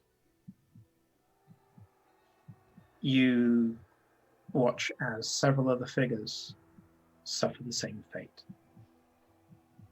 The people. Your middle brother, Elijah.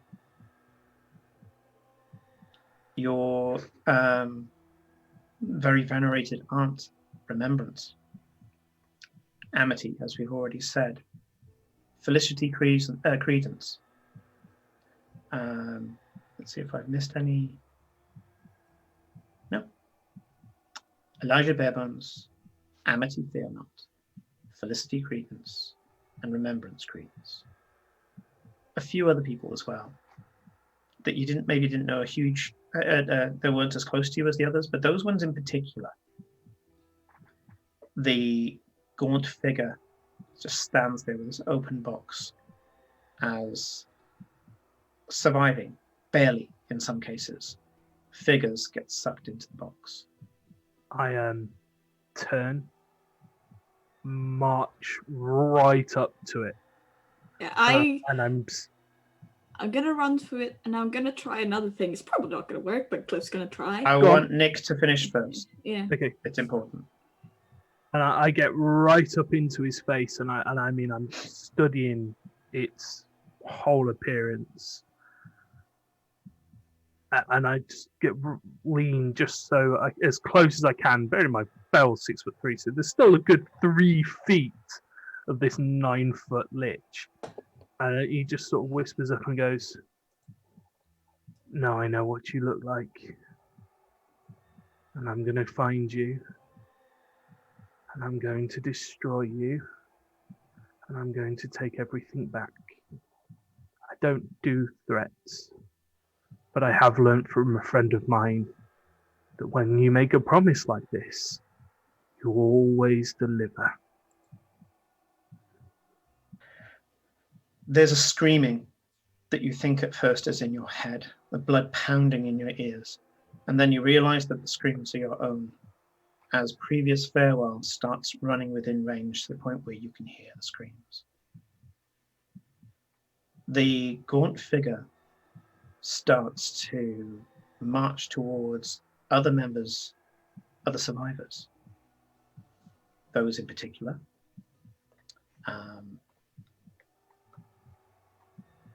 Theophilus Fairnot is part of the group who are kind of huddled together trying to pat out the flames on corpses and trying to save each other, those who are still alive. Simon Credence is knocked out cold and being dragged away by Christine Latimer. Guess of the Bloody is bleeding out, dying. You know this because you stopped the bleeding previously. Getter is currently, it almost looks like her back's been broken over the yoke of one of the caravans, but you know that wasn't the case, thankfully. Although she still complains about a bad back to this day. The gaunt figure is stepping towards those that you know that survived. And there's a sudden intake of breath from previous you, and you go, "No!" And as that no, very sharp, very powerful, emits from a distance, there's a wave that hits the figure. And as you are looking, presumably you look at previous you to see what you did. Is that right? Yep. Standing behind previous you, her hand outstretched, is Renata Green. She's shaking. So, And she seems like the most real thing here.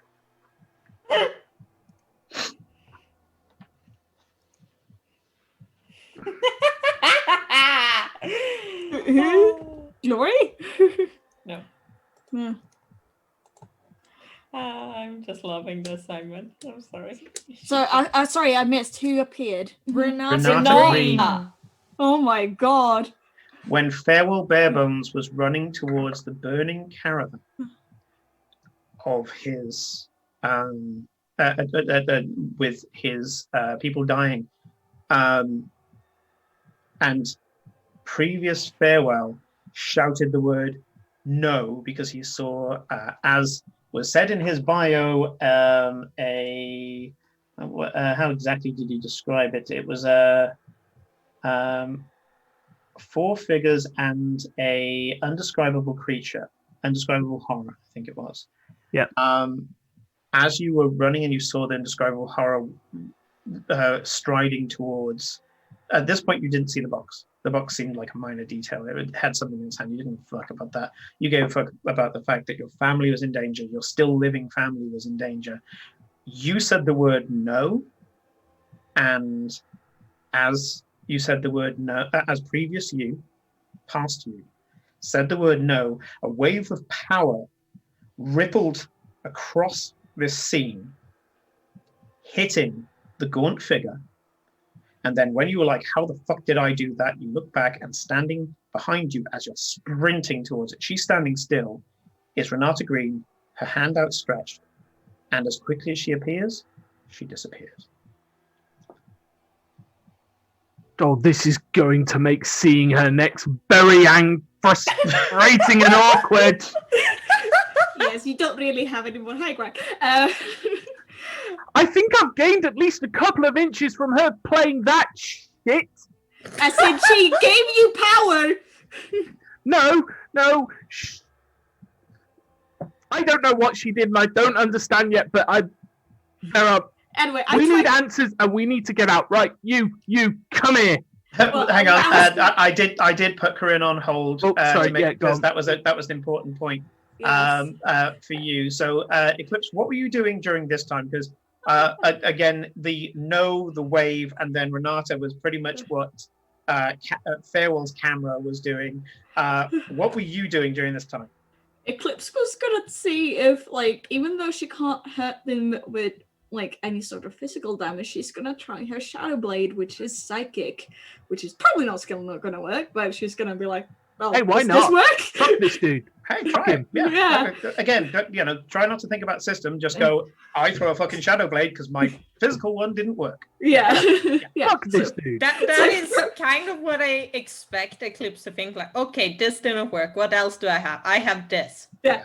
You weave shadow between your hands, and two cruel-looking blades of shadow appear in your hands. You throw them, dagger style, and you and they pass through perfectly.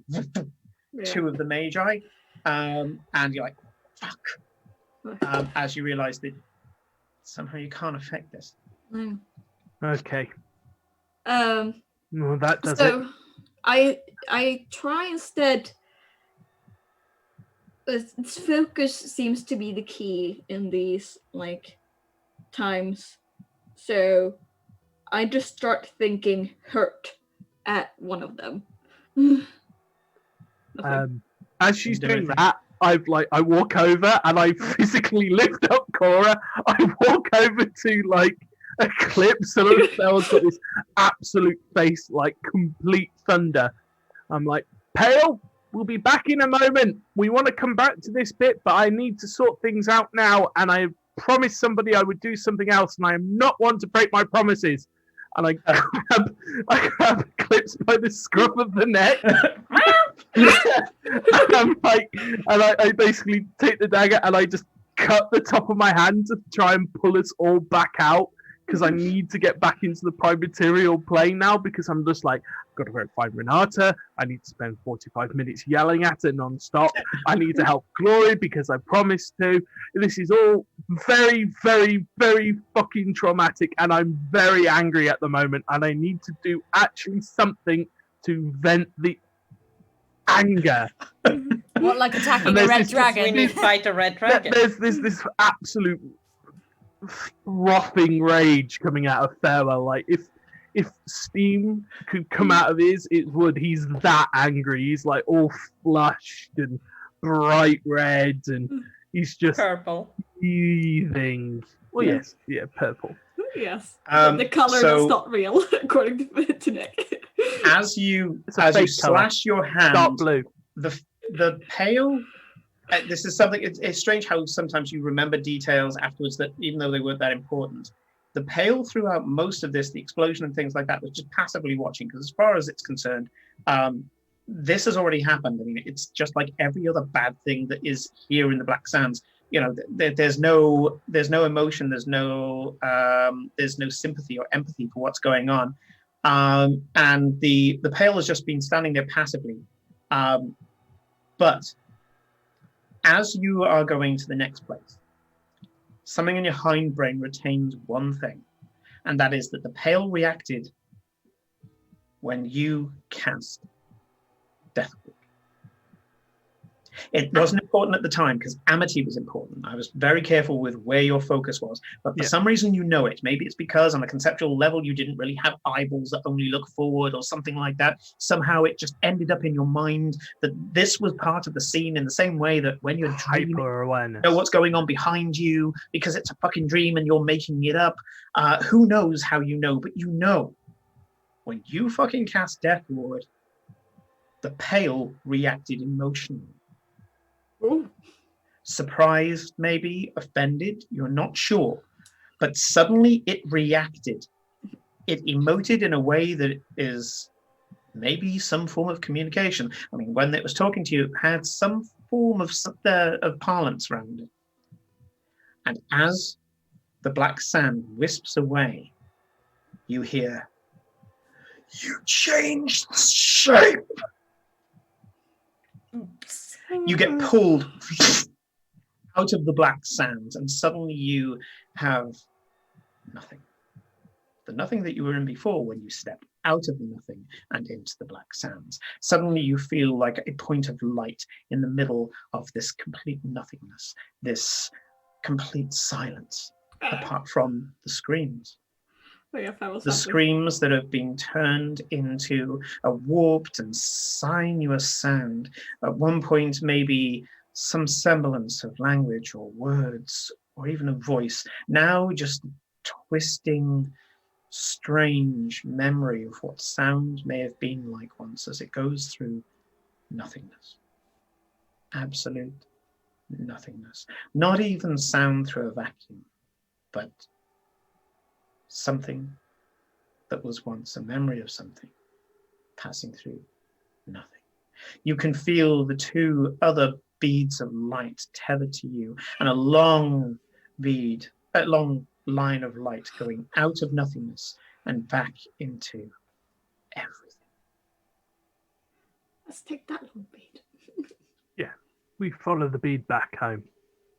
You open your eyes, and in front of you is a very well-meaning old woman, her eyes closed, her lips trembling with the efforts of sending you to wherever she's sending you.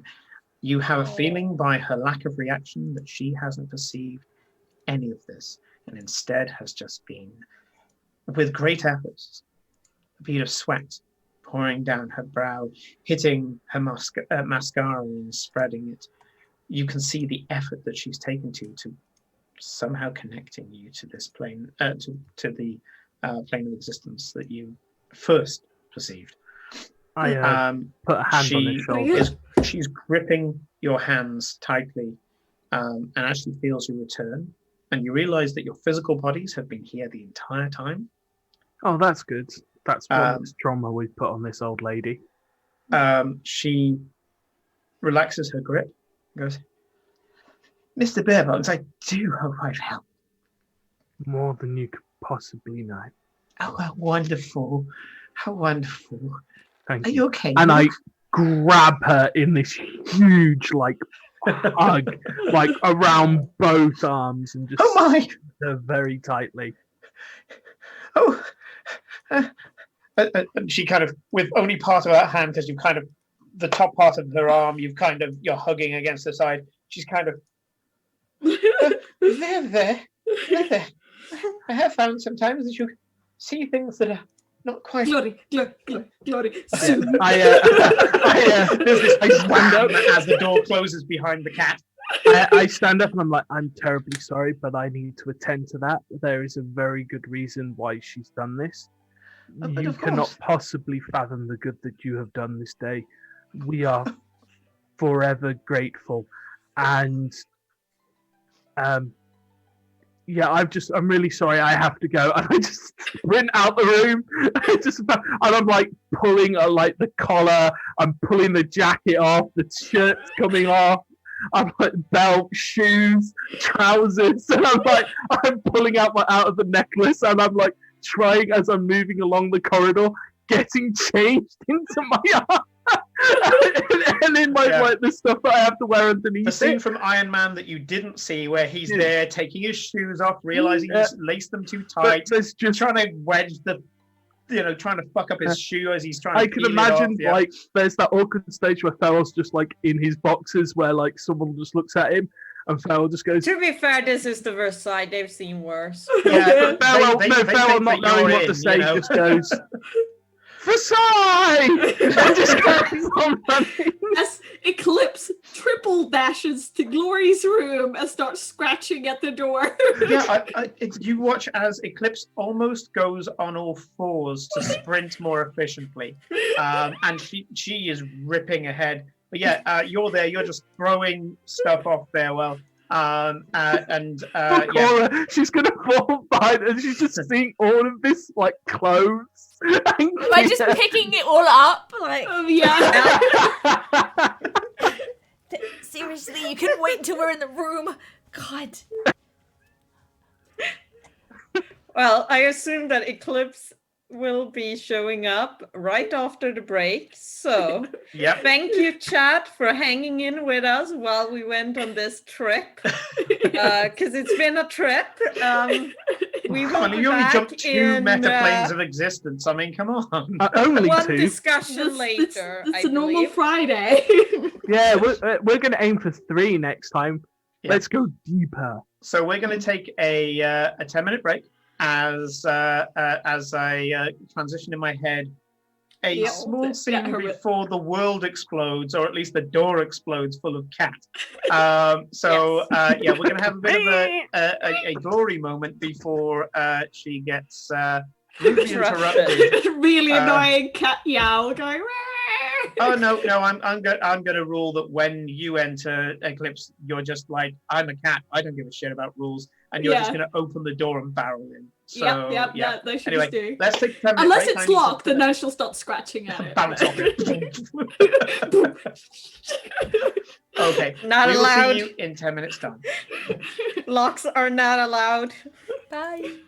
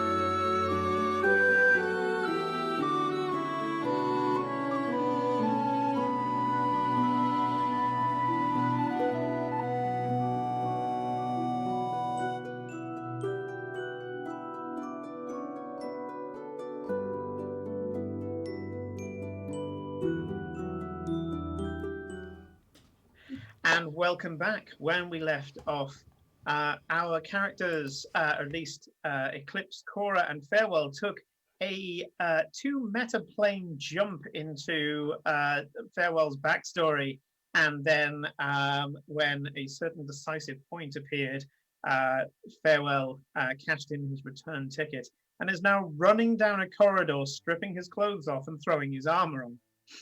However, let's wind back time a bit, because we do that a lot here. And, well, some of us do.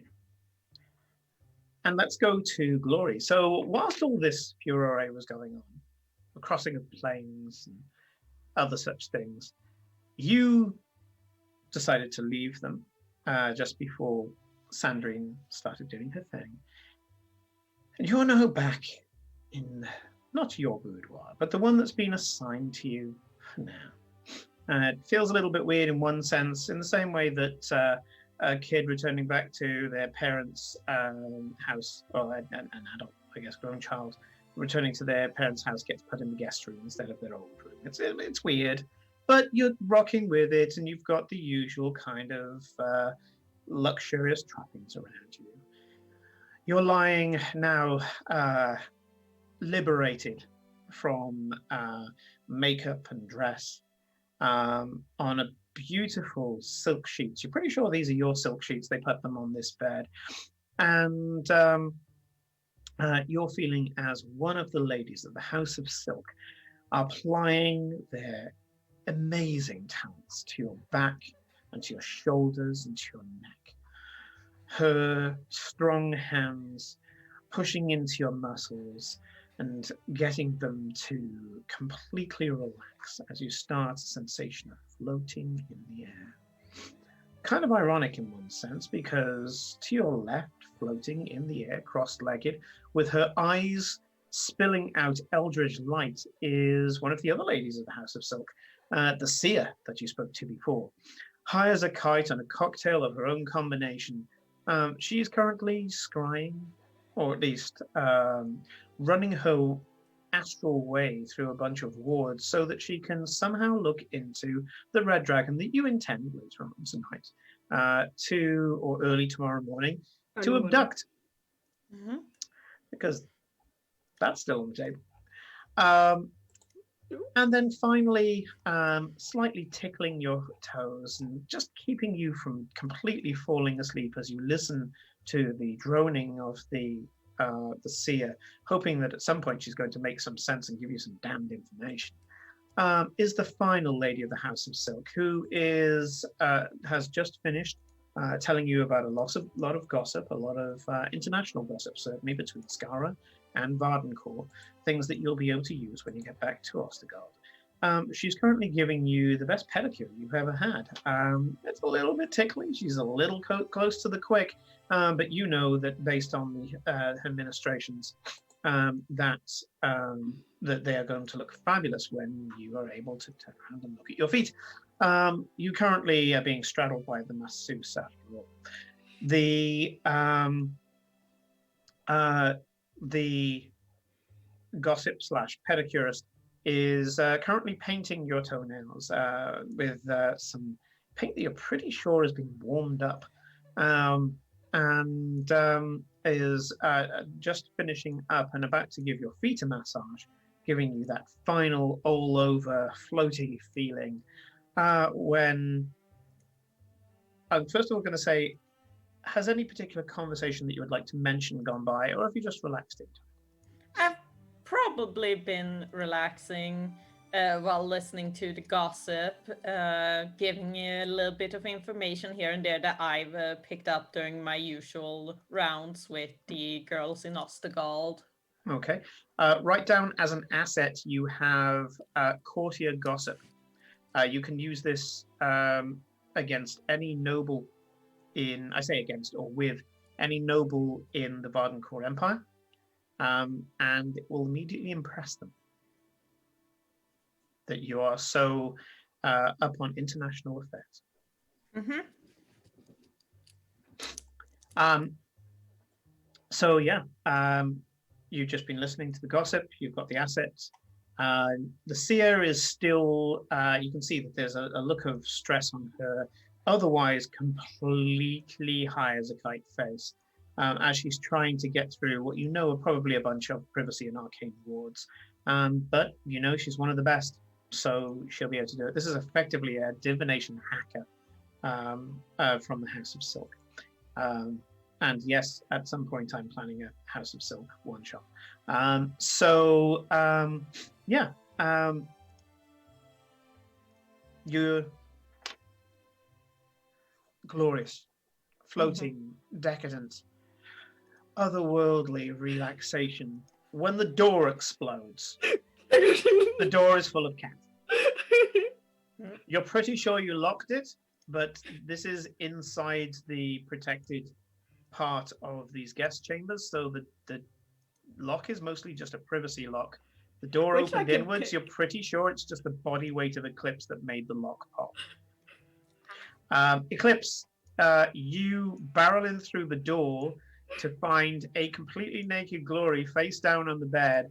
Lying down, face down on the bed, straddled by a woman who seems to be oiling her back, also completely naked, and another woman who is dressed in high fashion, who is currently massaging her feet. And there's a glowing lady that is cross-legged and floating about 2 feet in the air. What would you like to do? Like, fur standing on end, tail bristled, fluff, going, we went to time!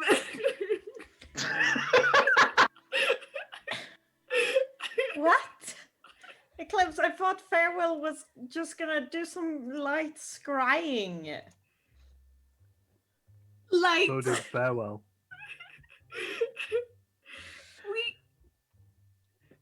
We scried. We went to a weird plane with there was just darkness. Okay. And like modes. Incidentally, the masseuse has grabbed hold of one of the throw sheets and is putting it kind of over Glory and herself. Eclipse is completely blanking the nakedness. We know for you that it's not important because it's not what you're currently talking about. Half-elven woman pulls up the sheet over herself and tries to kind of put it around Glory without covering Glory's head, to kind of at least make some show of modesty. Eclipse has probably been in Glory's room when she's gotten changed before. Like this is. I mean, we bathed together. It's fine. Yeah. You haven't seen anything you haven't seen before, and you know that Glory doesn't give a shit about modesty. I think it's more the shock that's just making the House of Silk member just going, "This seems like the right thing to do." Yeah. We went to dark place where we didn't really have bodies. We were like conceptual shapes of light. Yes. And, Right.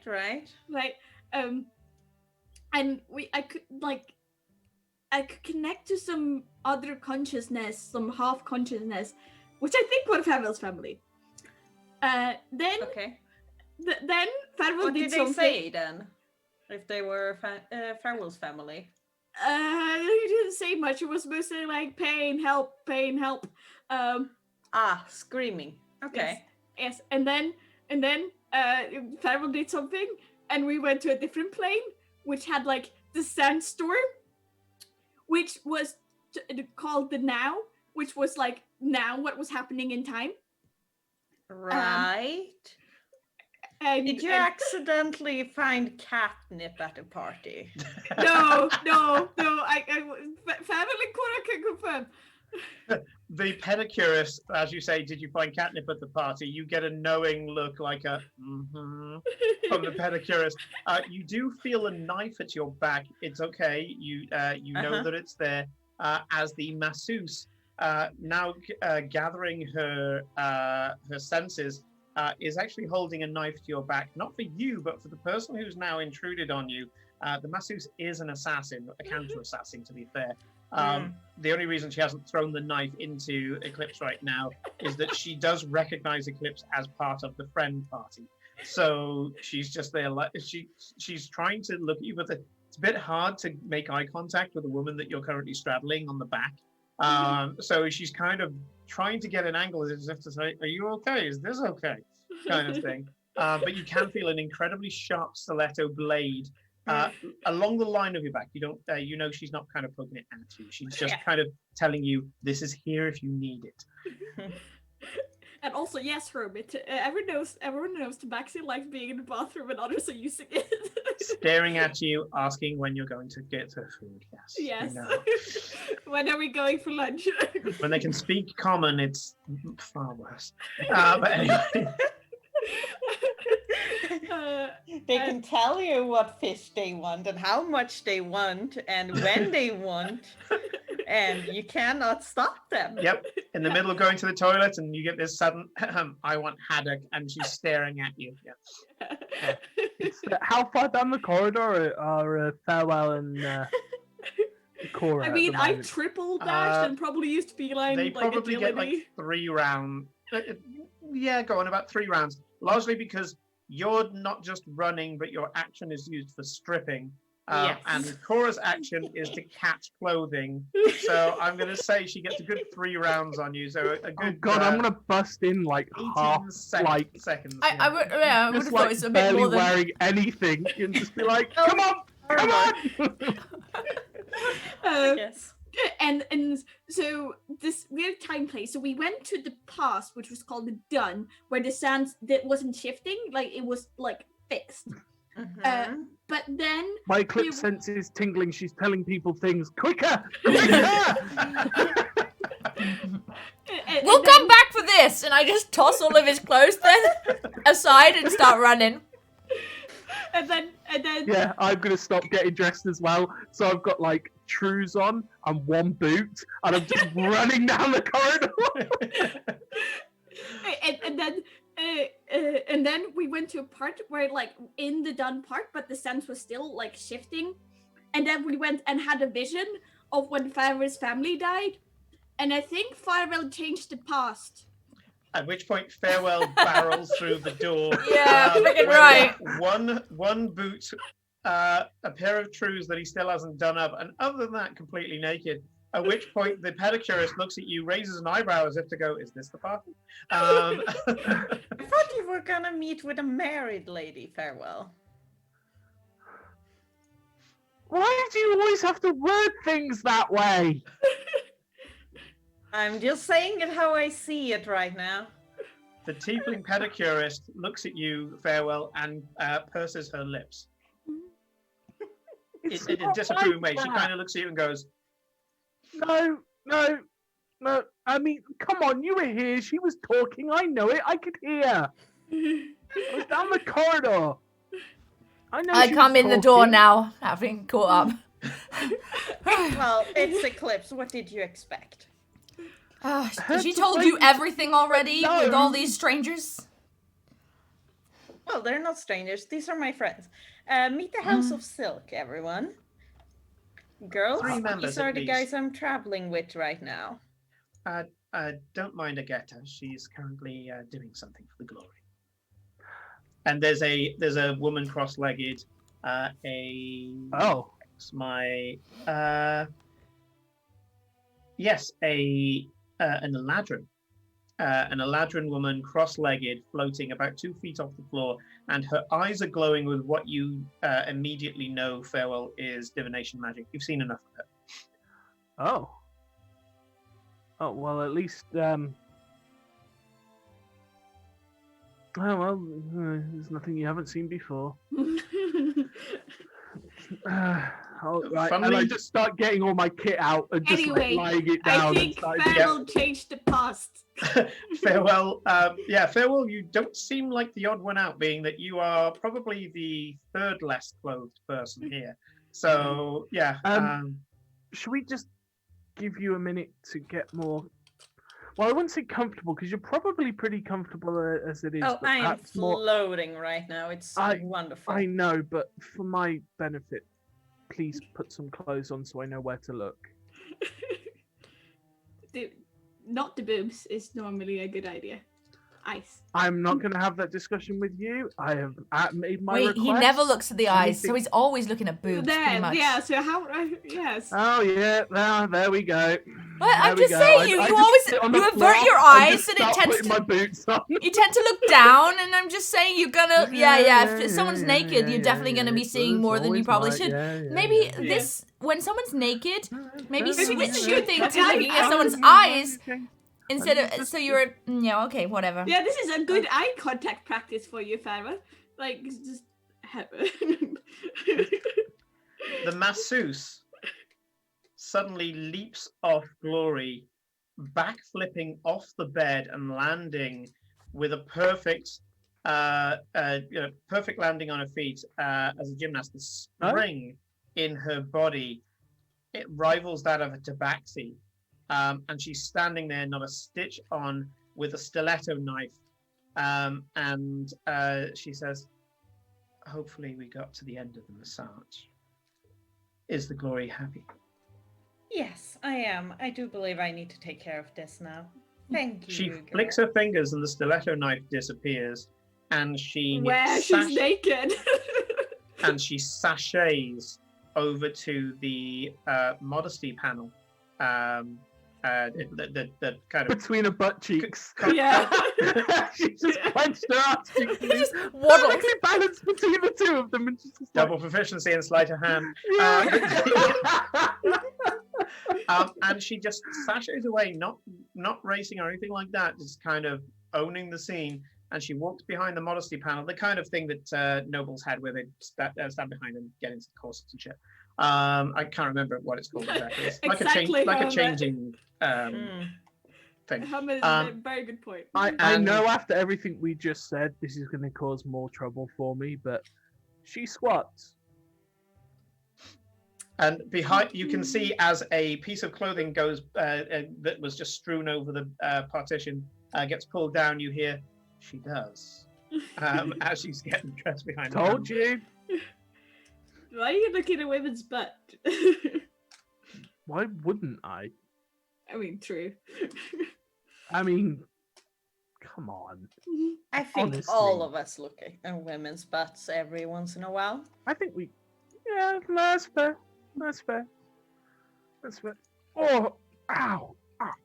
The pedicurist is packing away her various accoutrements, and a couple of rounds is all it takes her as the same half elf, wearing kind of like leather jodhpurs, really nice set of boots, and what seems to be a almost like a swashbuckler's blouse / shirt.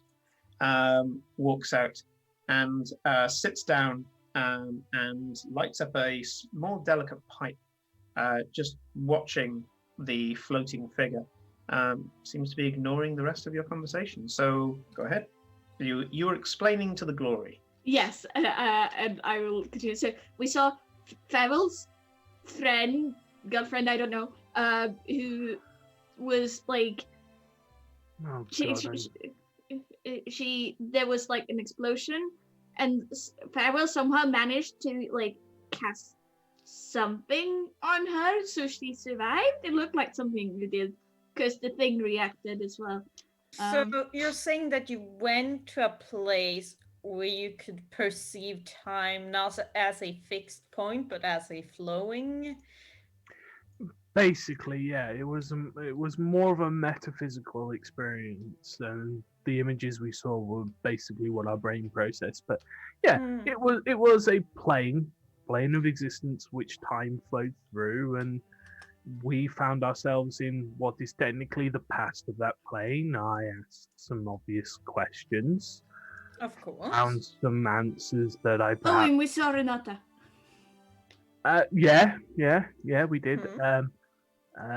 At like Ooh, when did you see anything juicy if you looked into her past? No, we didn't see her path. She Oh. like appeared in.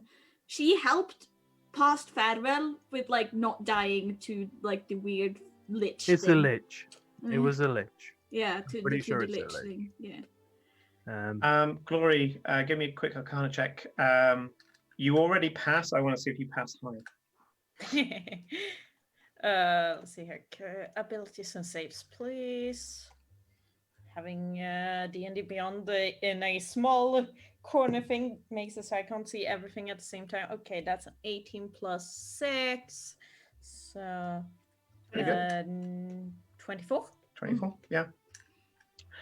What's just been described for you, and bear in mind, you're kind of racing, your mind's racing to keep up with them all talking over each other and all the rest of it. Bear in mind where you started about 10 seconds ago. From completely clear mind to, oh, fuck. What Farewell described and all the rest of it, a lot of Arcanists have gone fucking nuts, gone insane, trying to achieve what they're claiming to achieve, to have been able to perceive the tapestry of time, as they would say it. But apparently nothing like a tapestry. Cam? That's the servant that is Yep. assigned. I remember the name. I had it written down. The glory summons me. I need a book from my library on the West Wing. It's called, and she will rabble up something about time and arcanism and such, because I want the reference book for that concept right now for these guys. Travels into the conceptual. Not a problem. I will fetch it immediately. Yeah. It seems treated. We should call Renata. Not now. But we will have to talk to her. First of all, I need that book. There's a concept. It's very similar to this. It's described as that the time itself is a tapestry you can look at. But it's never been proven, and many wizards have gone insane trying to achieve it. I have one of those books. Mother picked it up on one of her travels. Fantastic. Can I ask you a favor as well, Glory? What? In order for us to do what we need to do next, I kind of need to sleep now. I'm really hopped up on pretty much everything, and going to sleep normally is going to be hard. I need you to give me something that's going to put me down now. Glory look over at the girls. I don't mean that way. With a smile, and a slightly less smile when he says not that way. And I also mean both of that ways, by the way. The pedicurist opens up her what appear to be paints, nail varnishes, moves some of the nail varnishes to the side and says, 1 drop in at least a full goblet, if not more.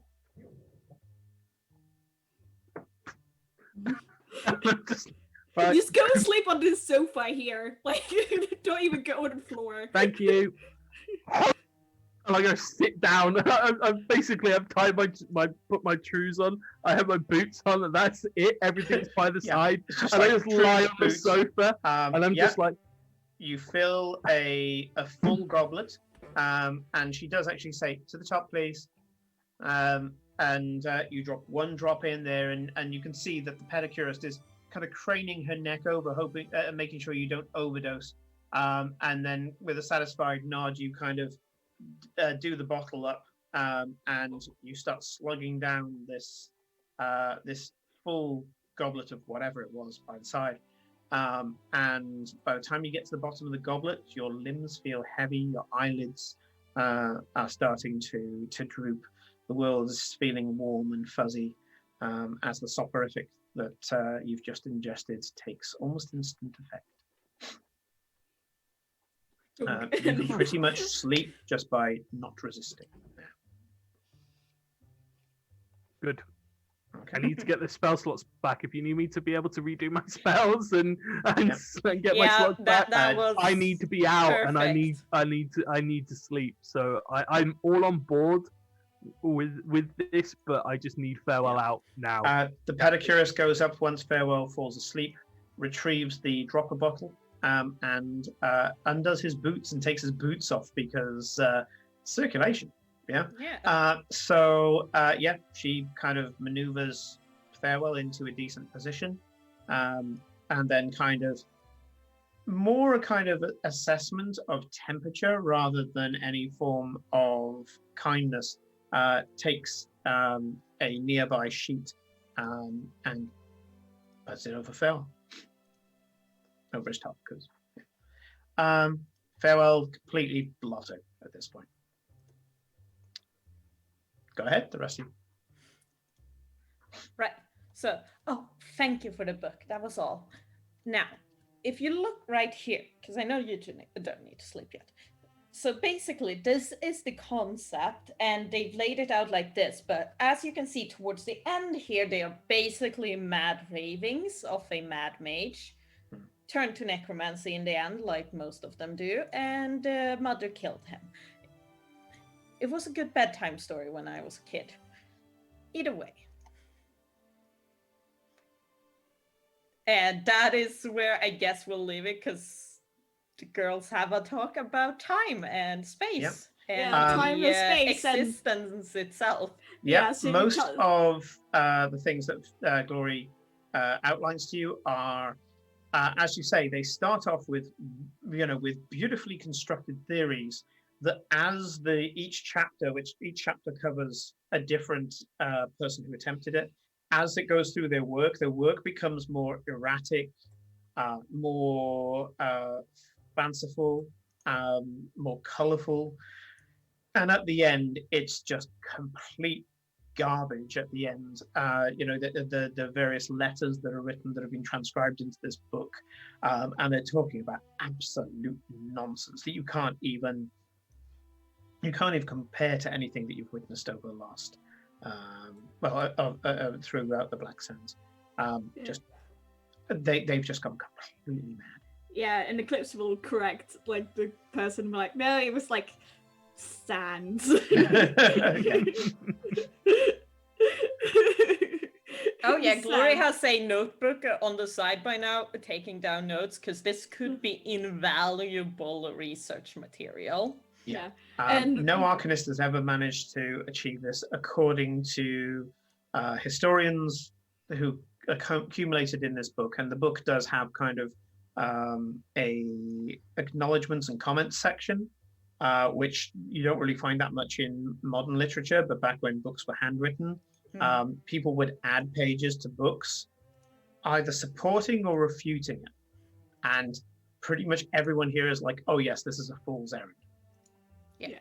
Yeah, and very quickly, if it's getting late, Eclipse will just curl up at the foot of Glory's bed and fall asleep. Yeah, kind of talks non-stop and then goes, anyway, I need to sleep now. And then just goes out. Plan! Make some sort of plan! We've got like 20 minutes! Would you believe this it's not the first time she's done this? She sometimes shows up with some of her ideas about the Heart of Jordan and the different dig sites. And then she just falls asleep there. Right. Would you like us to remain whilst you sleep, Glory? We're happy to guard you through the night. Oh, that would be lovely. Cora, will you be staying in here or going to your room? Everybody else is here. I say, I'm like, give me a second, and I walk out, and like, 5 minutes later, come carrying duvet. I mean, like, actually, Cora realizes halfway through she's doing this, going, I'm probably going to go to the Feywilds. I don't actually probably need... Anyways, and like I bring in like my duvet and some pillows, and I just... the party mode. I basically build myself a little fort on the ground. Yeah, and then be like, so, do we have a plan for this, or are we're just winging it like normal? Like, we just blast until they fall unconscious? Honestly, between the two of us, I don't think we could come up with a plan that both Eclipse and Farewell will be following. True. Well, even if they were awake, that would probably be the case. But yes. Eowyn becomes visible, and kind of grabbing what seems to be like a little pomander pillow. Little pillows that they used to sew herbs and scents into, that you could just kind of keep near you or put near your pillow to make it smell nice. She kind of pulls one of those off your side table unceremoniously and puts it next, kind of making her little part here. And she goes, as she's leaning against it, the wings kind of filled out behind her. She goes, I thought Farewell had a plan. I mean, he seemed really decisive once he came out of that vision. He probably would like to be planning, but, he's If got to Glory moves sleep her or feet, he doesn't there have will be enough claws in oomph.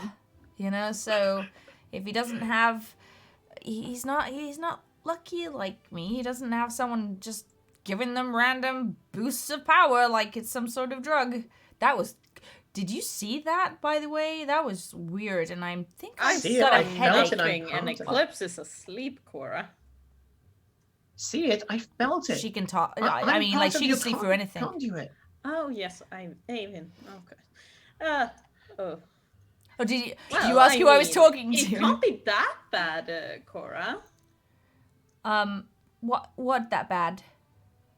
I Well, thought Cora could getting burn a hole in boosts the of world. power. Yeah, no, it was pretty amazing. I mean, Eclipse told you pretty much everything, but yeah, but that boost that she saw was actually from the Summer King. The Summer King, I think he almost possessed me to a certain degree at one point because he gave me a lot of power, but it wasn't enough. Ooh. I guess we weren't there, so. I was very mad. The whole thing about time being the limiting factor, probably. I know, but Your- magic is magic-y, and I thought maybe there was a way to make a Unless connection. you're chronomancer dealing with magic or time as a non-fixed constant is supposed to be impossible, and since But legal. And Eowyn looks nervous and says, but then Cora did something? Are we talking about this? Are we allowed? I mean, why not? I mean, Eclipse pretty much said everything already, but No, I see things she doesn't. Oh, yeah, I know. It felt like something happened, like we damaged the Lich, but You not mean to now, say- like we did it. Oh. We didn't do it then. It's like we did it to them now. So I might have Eowyn actually doesn't hurt know whether them. she's allowed to say it out loud, so she flits up onto your shoulder, Cora, and as if she could be more conspiratorial by actually holding your ear as she says it, she goes, you sent the attack back through him. And then just kind of goes, I didn't want to say it in front of Glory if I wasn't allowed. I don't even know what you're talking about. So, what does sent she it- mean? What Simon's describing is that Through- Cora's attack, it went back in time through the Summer King. Yeah, well, I I didn't say back in time. Well, yeah. She said, you sent the attack back through him. That's all I'm saying. Yeah, no, That's I all get that. That's all that Eowyn knows. Yes. Okay. Yeah. I no, know more, obviously, but Eowyn only felt that. She felt the power reverse. Well, are you saying when you did something the along those lines to me, Cora? I probably am saying because I don't really understand because the Summer King didn't sound like it was hurt, like it gone back and hurt him. So I might, yeah. Well, I mean, like I I don't know suppose what that that- means really. Something happened. The Summer King seemed very angry. He was like, I think he's announced a war on this Lich, so maybe we'll get some help. I don't know, but That's probably useful. But, I mean, the time in the Feywilds is different from the other part of the material realms, so true. him being able to somewhat affect it should be natural. You know, or an intelligence check with proficiency. Ooh. I'm so proficient in intelligence. Oh, that's not a bad roll though. Everyone has those sparks of imagination. Indeed, proficiency. Ooh, that's a 19. Your attack was not sent back through time because the Lich was not affected when you did the ripping. Yes. The Lich in front of you was not harmed by your attack. Okay. They must have been affected. Now. Now. Yeah. That's literally what I said though. And then Simon's been adding extra stuff, which is making me wonder I was wrong. Anyways. Confusion's part of the scene, I'm afraid. That's fine. Cora's often confused, to be honest. When Glory got that book out, she was like nodding a bit, but like her mind was on, why couldn't I just rip the damn thing apart like I wanted to? So putting together bits, because you did pass the intelligence roll, is you tried to rip up the Lich. The attack went back through the Summer King and was projected at the Lich in the present. That is what you put together. So I was right. You might have just destroyed the Lich's current body. Yeah, and that's now what... it's sat in its phylactery being all pissed. I mean, that is exactly what I had thought had happened. Yeah. But not destroyed it because... innocuous, like raising their next undead minion and suddenly they're like dead. Well, but the reason I said injured rather than dead was because the Summer King sort of then announced a war essentially on it as if it wasn't dead. He didn't go, ha ha ha, there you go, sucker. So, who knows? Here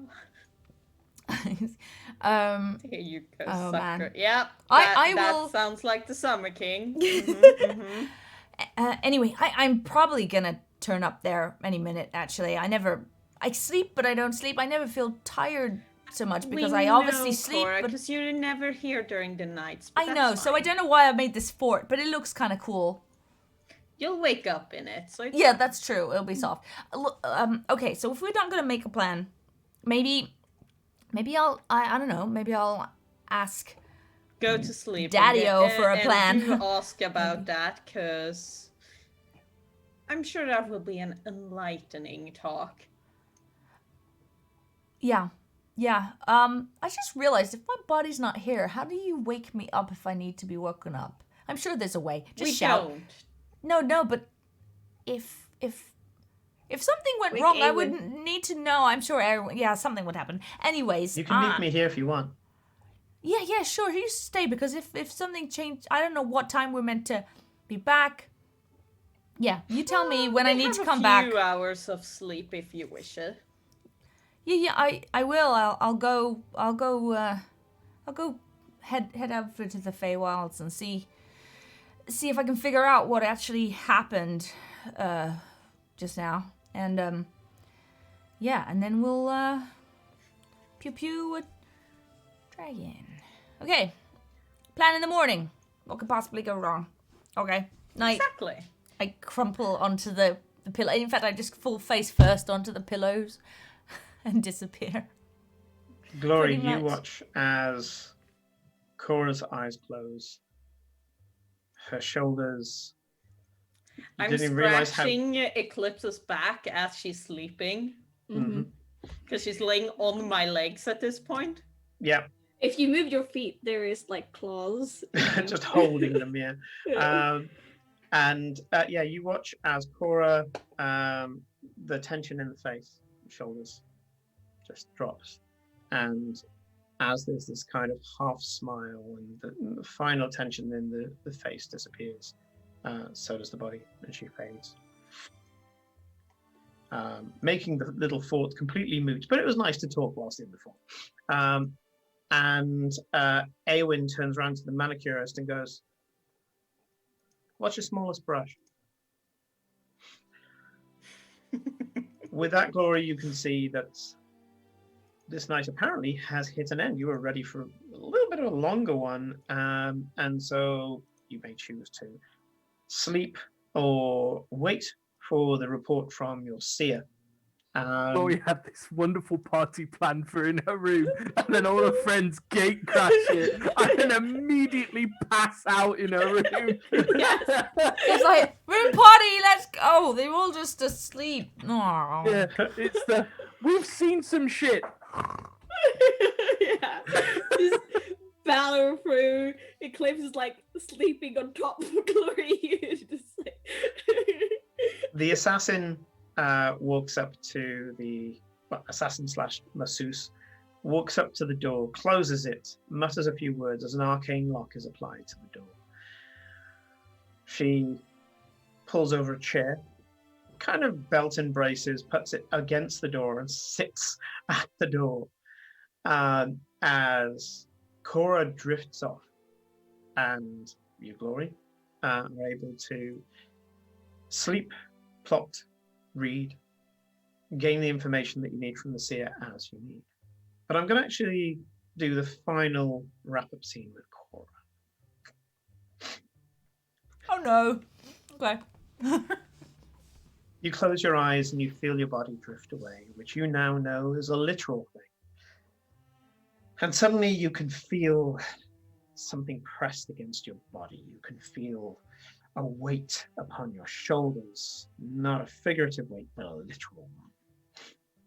You open your eyes and sunlight is pouring through multiple windows as instead of waking up in the usual places, in Nola's arms, in Nola's bed, normally a chaise longue in Nola's solar, a picnic blanket that she set out for you, ready for you to arrive, a chair in the garden, supping, evening tea with her father, which is always a name that doesn't mean a great deal in a place that's perpetually midday.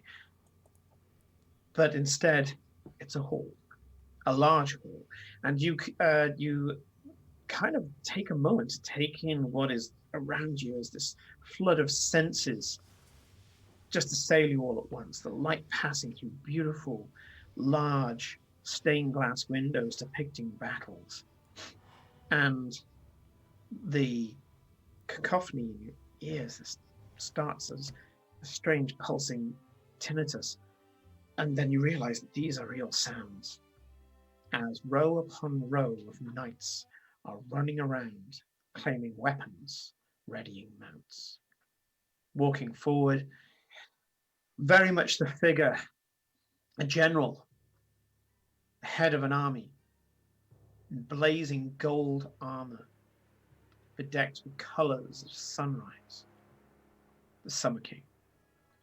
Cora, you found me my latest quarry. This person that believes that they cannot be touched by my magnificence. I feel that he has invoked a passion in you, in Mr. Barebones. Passion that I haven't felt in such a long time. This is what I live for, and you have brought me a course.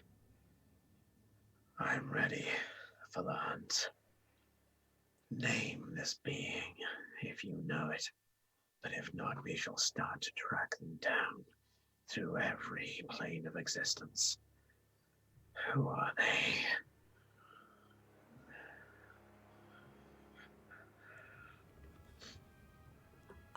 I don't know. I don't know a name. It matters not. For what I have felt, this gift bestowed upon me by you and your best friend. I feel alive for the first time in millennia. He stands tall, taller than you ever remember him. The knights around him have got this grin. Yes, this is the start of the battle. I feel it. Of the times to come, that which was promised. A quarry worthy of my mettle. Not the great threat, but a harbinger. I feel it. Can you feel it, Cora? Your destiny falling in front of you. This is why you were brought to me. I always felt the hand of fate. When I first claimed you as one of my own, it wasn't the begs of my dear daughter, the beckoning to do the one thing for her, the one thing that she would ask above all else, that she would give her very life for, to bring you back. No, that's not what compelled me. I know that now. That moment where I would just intervene with a mortal's fate. It was more than that, that you were part of mine. Yes. She was right. She was right. Get ready. Prepare yourself. Take your steed. We shall ride throughout its existence and find this creature. Okay, it's And gonna with be a that- busy night. And with that, we're going to finish up. Oh boy. Oh boy. Oh dear. Shit got real, yo. Shit just dear. got real. Oh my lordy. I tell you, we don't have Daddy any fight issues stuff the for ages, and then stream. Simon's like, we haven't had any fights for a while. Let's throw in a dragon, a lich. Yeah, What else haven't we kidnap a done? This, dragon. yeah.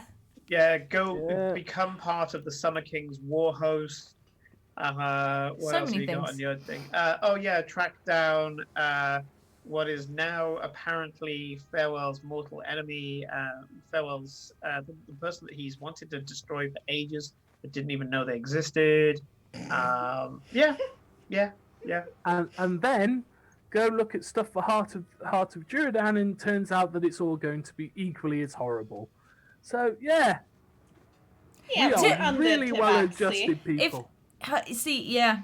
I mean, like, we haven't found any sort of magical weapons or anything exciting at, like, the Duradan sites, have we? Maybe because maybe we should think about, We did stocking get a up. sword that Farewell has. Well, there you Yes, go, exactly. Farewell got a sword that gave him advantage on Initiative. scimitar. So we do have advantage weapons.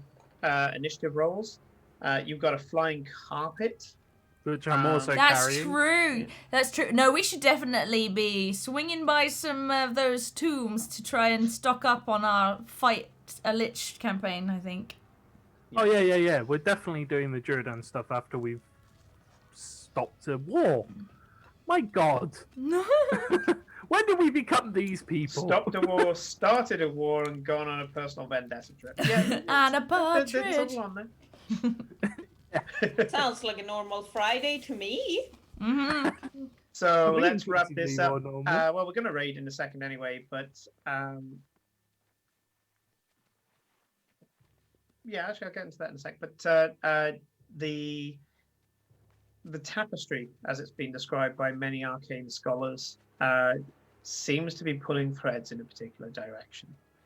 Not only are we starting to see an emergence of storylines attached to, is it fate or simply a path chosen by the various characters? There is one question amongst it all that seems to be emerging, first of all, through Farewell Barebones, and I'm sure something we're going to address next session, and that is, in amongst all of this, what role does the Benefactor play? And so we'll leave you with that thought. And we are going to go into the raid. So let's see. We've gained a bunch of raiders recently, because in a particular Discord, I asked for people to send me their thing. And none of them are online. Yay. Jenny's Oh. online. Jenny's online. We tend to go for. Oh, actually, Markita. Markita is online. We've done Jenny before, so we're gonna raid Markita the zombie, who has been playing Among Us with myself, Kate, and they're playing a game that very soon, with the new PC, I'll be able to play again. 7 Days to Die. I was so excited. Yeah, if you're ever going to Simon's- lose me to something, it's probably going to be that game. I mean, we've already kidnapped Corinne for the WoW community, so like you need something. I need something to do. Like I feel Yeah. lonely. Yeah. I'm Yeah. going to make friends with the zombies. Mhm. So, Kate, so you've got Markita on there. Do you mind doing the raid? You're muted. Kate. You're still muted. Oh, that didn't work. I'm going to assume that's a yes. So a big thank you to Yeah, that Felicia, Corinne, Kate, and Nick for their story today and their emerging stories today. As always, I'm Simon, and it's my honor to be your DM. And for everybody in chat, thank you very much. take care, and we will see you next week. Bye. Bye. Don't forget to stay for the raid. Yay!